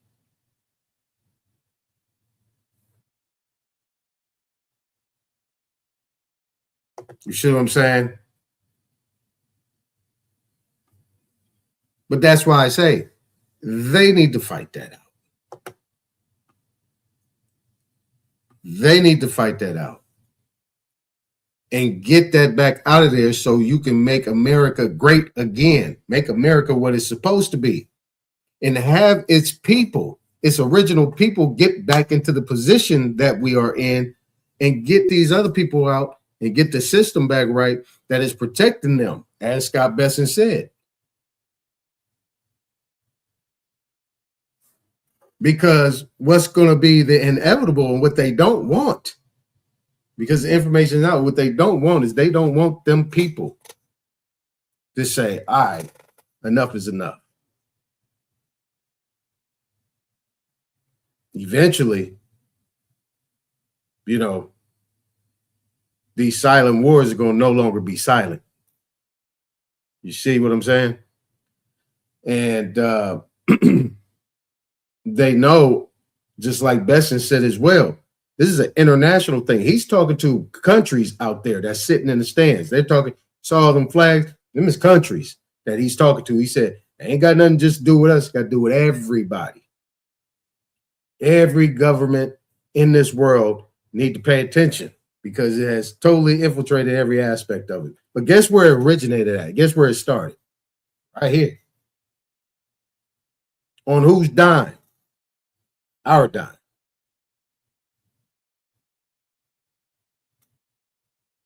And eventually at this point in time, I mean, everybody's like, the jig is up.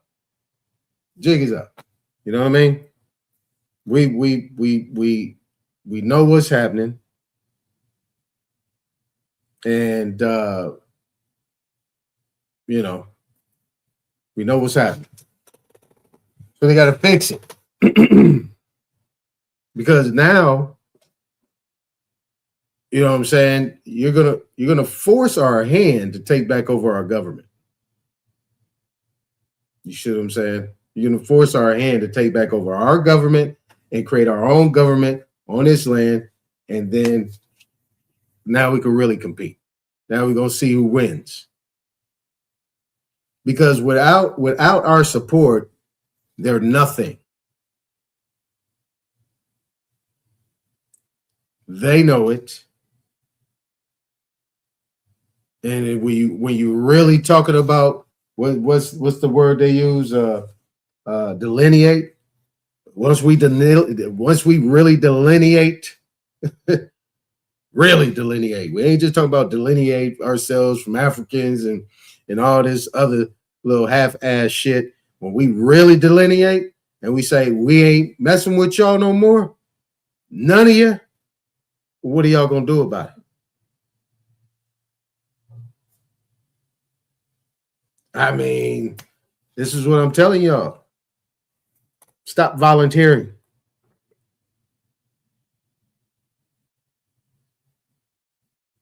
If y'all want to talk about delineating. Yeah. You didn't know you could delineate and not go nowhere? Right. You ain't got to go nowhere. You stay right where you at and just keep it pushing.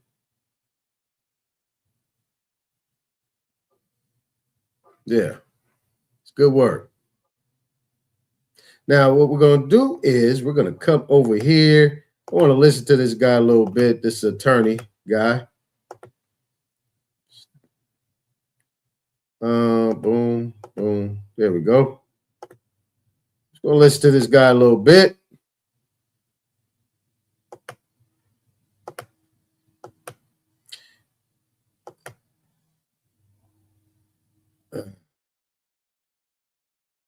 And, you know, we're going to listen to this guy a little bit. He's going on this. He's talking about the Supreme Court and Trump administration fighting back on the on the ruling that they had regarding the overturning. And I should bring back up where these two ladies came up in here, the two justices asking for money from Congress, you know what I'm saying, for protection. Who you need protection from? You need to be worried about Trump and his administration coming after you. Because the way they've been talking, everybody's up for game in the government. So don't worry about it, my so-called black people, my so-called American Indians, my so-called Aboriginal indigenous people of the Americas. Don't worry about nothing. They need to be, this is their political situation they got jumping off. They need to be worried about them. Dig it? They need to be worried about them. These folks. Yeah. I know it should be enough for people to say, all right, I've been trying to tell you still got your Social Security? Yep. Still got your retirement? Yep. Your Social Security number still work? Yep. Still got your, yep. You still got your house, you got your car, you know, under the circumstance? Yep. Still got your job? Yep. Still got your business jumping? Yep. During the shutdowns, did it stop your money? Nope. What are you worried about?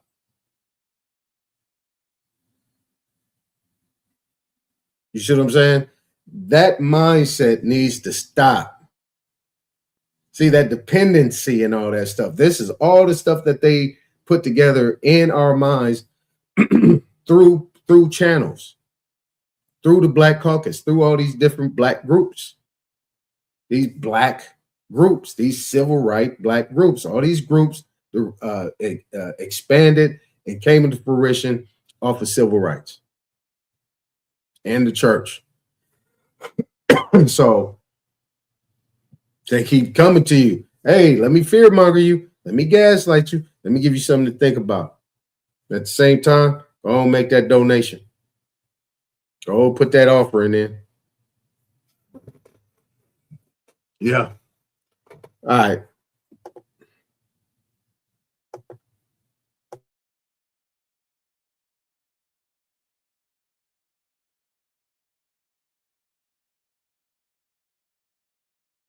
The White House now striking back against the Supreme Court after their horrific birthright citizenship decision that was handed down in their final attempt to wreck America. We've got two executive orders that just got handed down. You can see one of the men behind this is Stephen Miller right there, who will explain exactly what's going on. But we've got the documents queued up, and the White House officially saying Trump is taking historic action to protect the value of American citizenship by ending the practice of birth tourism, saying the privilege of United States citizenship is a priceless and a profound gift. And so two orders were signed. Here is Stephen Miller explaining the basis for them. We had a very unfortunate The president explaining. decision in the Supreme Court concerning birthright. It was close, but a very, very unfortunate decision.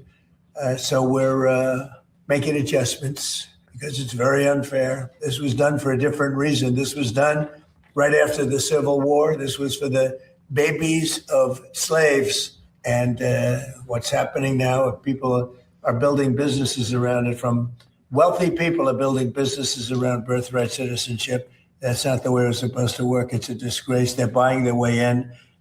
If you're a dad.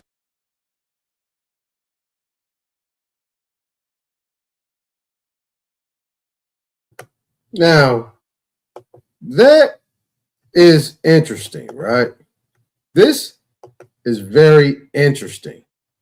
Just real quick.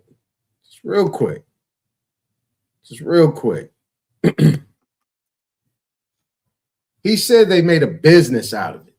You remember what Scott Besson said?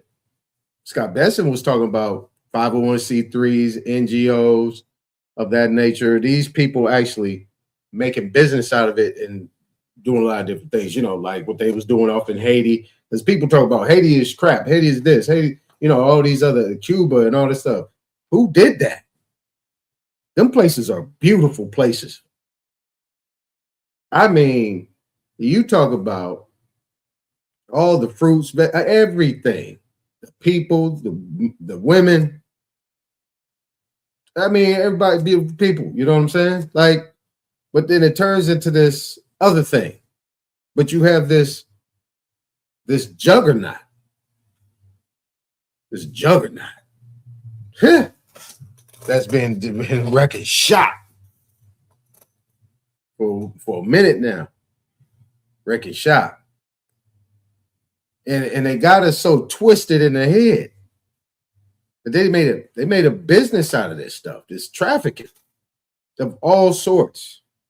Made a business out of it. To where now you got to buy water. Got to buy water.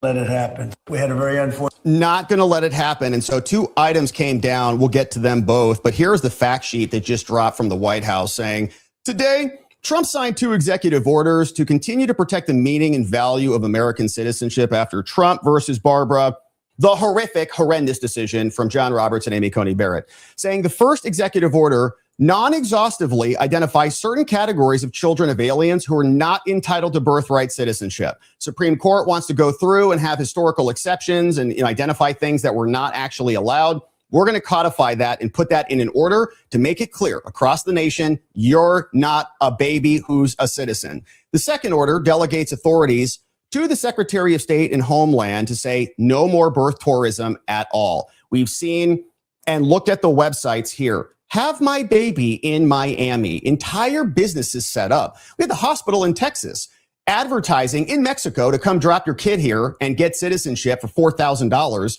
at a very inexpensive rate, likely subsidized by the U.S. taxpayer. Hospitals not billing $4,000 to deliver a baby. Probably a lot more than that. Who backfills the difference? We do. So here's what they wrote on the website. Now, Trump recognizes the privileges of U.S. citizenship.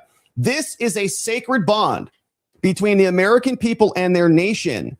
It's everything. If citizenship doesn't really matter, does the nation matter? What's the point? The nation is the vessel for the citizens and carries profound rights, privileges, and responsibilities. On June 30th, the Supreme Court destroyed the country in their Trump versus Barbara case, and they extended the privilege to citizenship to children born to parents in the United States for whom no extraterritorial fiction applies.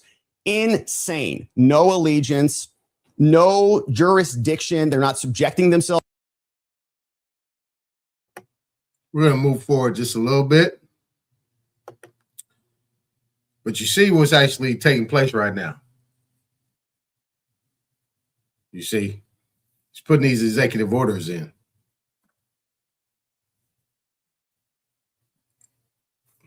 Now, what does it got to do with, is there anything saying that African Americans, Black, American Indians, you know, copper colored people, Negroes, whatever, going anywhere? No. Going anywhere? No. Not going anywhere. Stopping people from coming in. All these different types of people. Anything with our name on it? Nope. Would this benefit us? Yeah.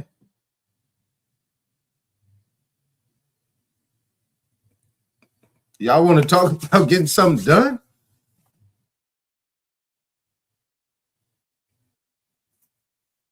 Come on now. let's forward this a little bit. We can talk about a little bit more details.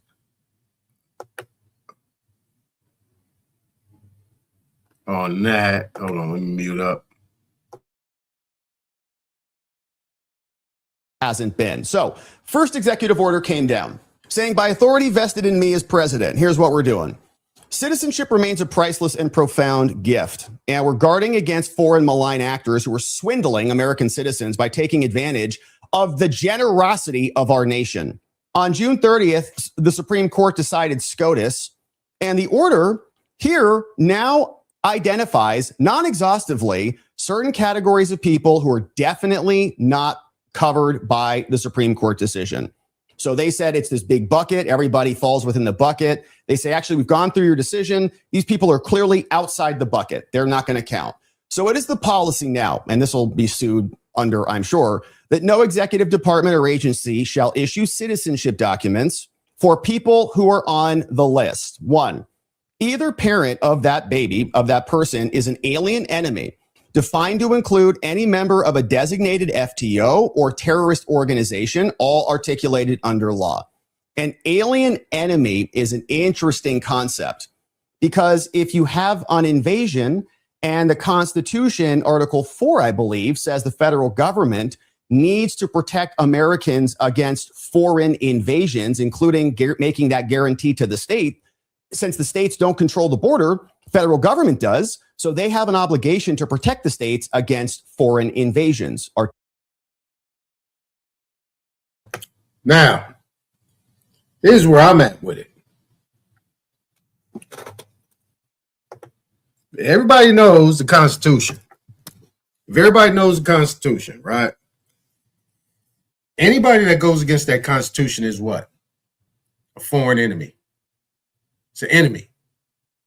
Right? The Constitution, the oath of office says protect the Constitution against, protect the people, oath to protect the people against all enemies, foreign and domestic. Right? So anybody that is operating from that standpoint is an enemy. You see? So court, you got a judge, immediately violates your due process, doesn't do the proper things that needs to be done. It's an enemy. It needs to be treated as such. Needs to be notified of that. A police officer that pulls you over, not serving and protecting, but pulling you out your car and say, I need this. I need you to do this, do this. It's an enemy. And they're letting you know that they're an enemy. And they are not bound, and they're saying they're not bound by any oath of office that I'm sworn by to protect you. I'm here to protect my own interests, and my own interests are with who I'm connected with. See what I'm saying? But what, and we go back to what Stephen Miller and Scott Besson was saying, of what's going on internally in this government. It's full infiltration of foreigners. On top of that, you have a lot of people that's in government right now that are still barred licensed attorneys. As it goes against the Constitution as well. No attorneys should be holding office because they already have an oath to the bar, the British Accredited Registry, which is foreign.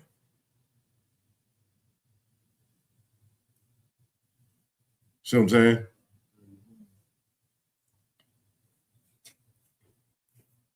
Hold on, somebody at my door.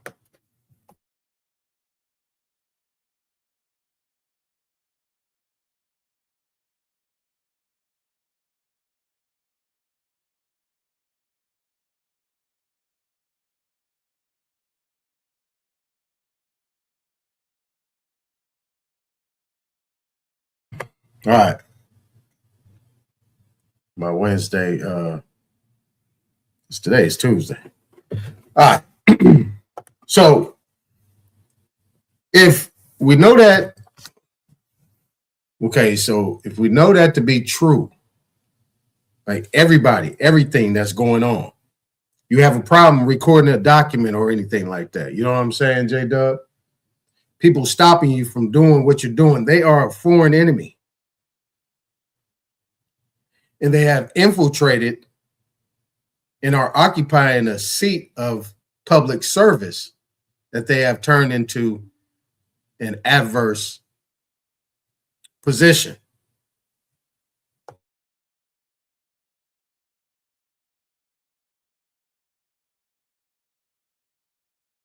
Articulated by the founders. So is an alien enemy, could perhaps this be a pretext into tucking this in or expanding this concept into another provision of the Constitution that is not the 14th Amendment, which is really what the Supreme Court was ruling under.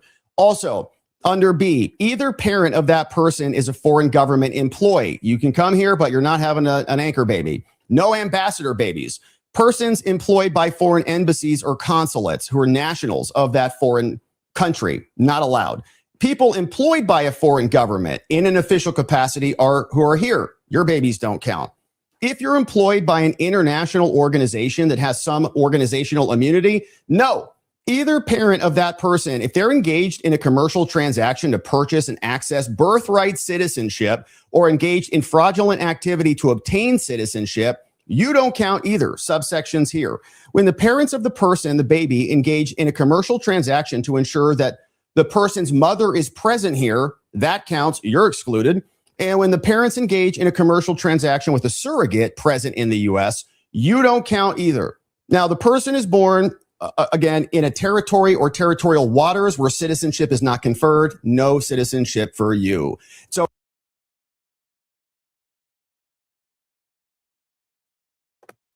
all right, let's move forward.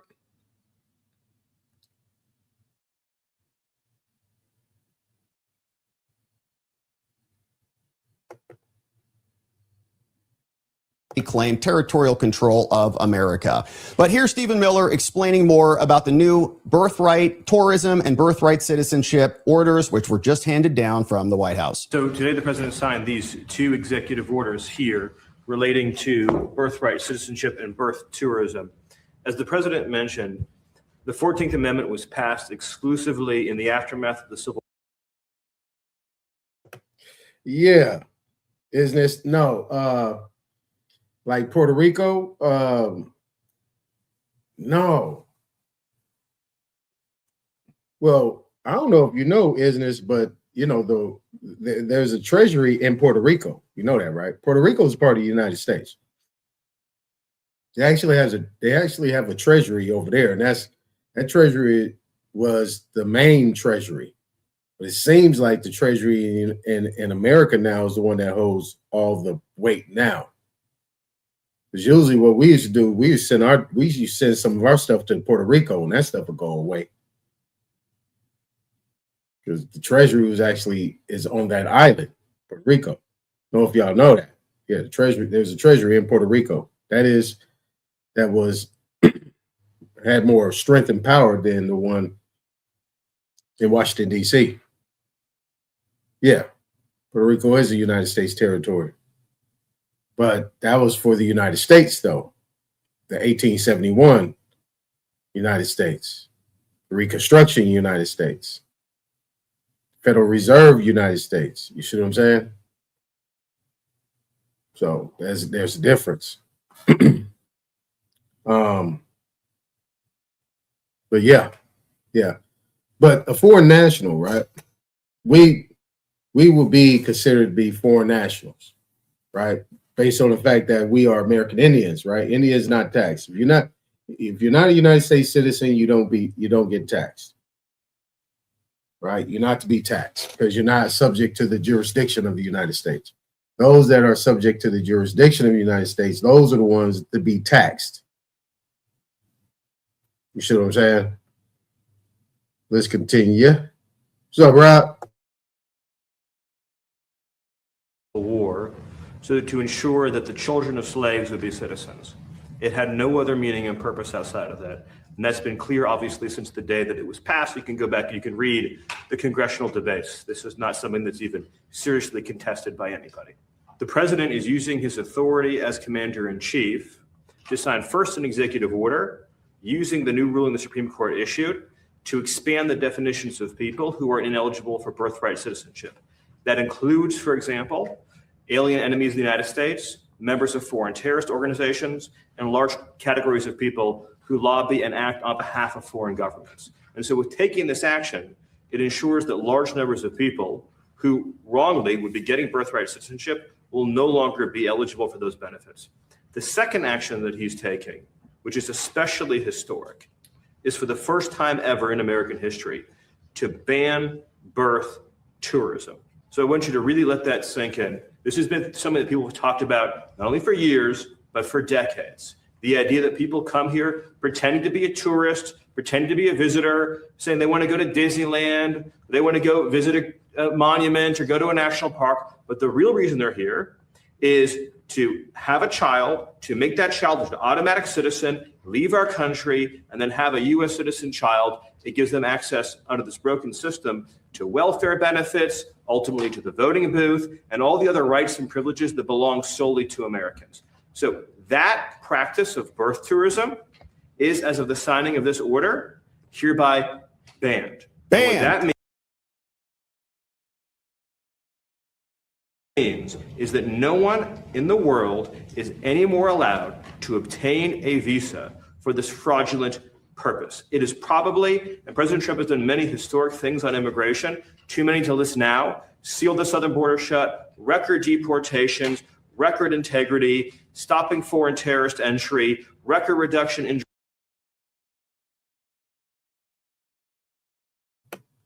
banned.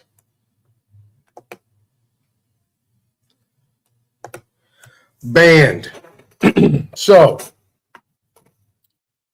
we got that out the way, right? Monday, Tuesday, got that out the way. I got a meeting at 5 o'clock. I gotta go. I forgot. Gotta be on the phone call at 5 o'clock. So, man, I'd love to have a conversation about this, but I gotta roll. But so just know, right? These are good things, correct? These are good things. These are good things. Everybody that has came over, you can close out with this. No music, gotta roll. Everybody that has came over has turned their nose up to us. They all turned their nose up to us. They did not respect us. They did not say thank you, which is the reason why they've been over here. If you actually look at it, Isness, Rod, None of Your Business, J-Dub, Rich, Enoch, whoever listens, we are solely responsible for bringing these people over here. We are solely responsible for bringing these people over here. We're responsible for the Africans, the South Americans, Central Americans, Islanders. We brought them over here. These people coming over there from the Philippines, from Vietnam, from Korea, all these brothers went over there, you know what I'm saying? Brought these people back, married them. I'm just saying. But it was under the different cause. You know, and the United States ran with it. Shit, we could do it too. We could do it too. So take credit for it. Congratulations. You guys are the ones that actually brought these people over here. Gave them the idea, everything. So everything's just been reverse engineered. So now it just got to be fixed again. And guess who's got to fix it? We do. They got to fix that internal thing going on. Got to get these people up out of here. I ain't never really had a problem with immigrants being over here, but because they really never affected me. But now I see that it's gotten way out of control where, these people are over here like pushing their weight around and doing that, behind the government. They're admitting it now. So, but with that being said, we got to talk about some other stuff, because now I got to go back to these representatives. I got to get back to my public servants. I did all that. So I get back to these public servants and say, wait a minute. Are you operating as a foreign registered agent? Is everything that you're doing under some other banner? What oath have you taken?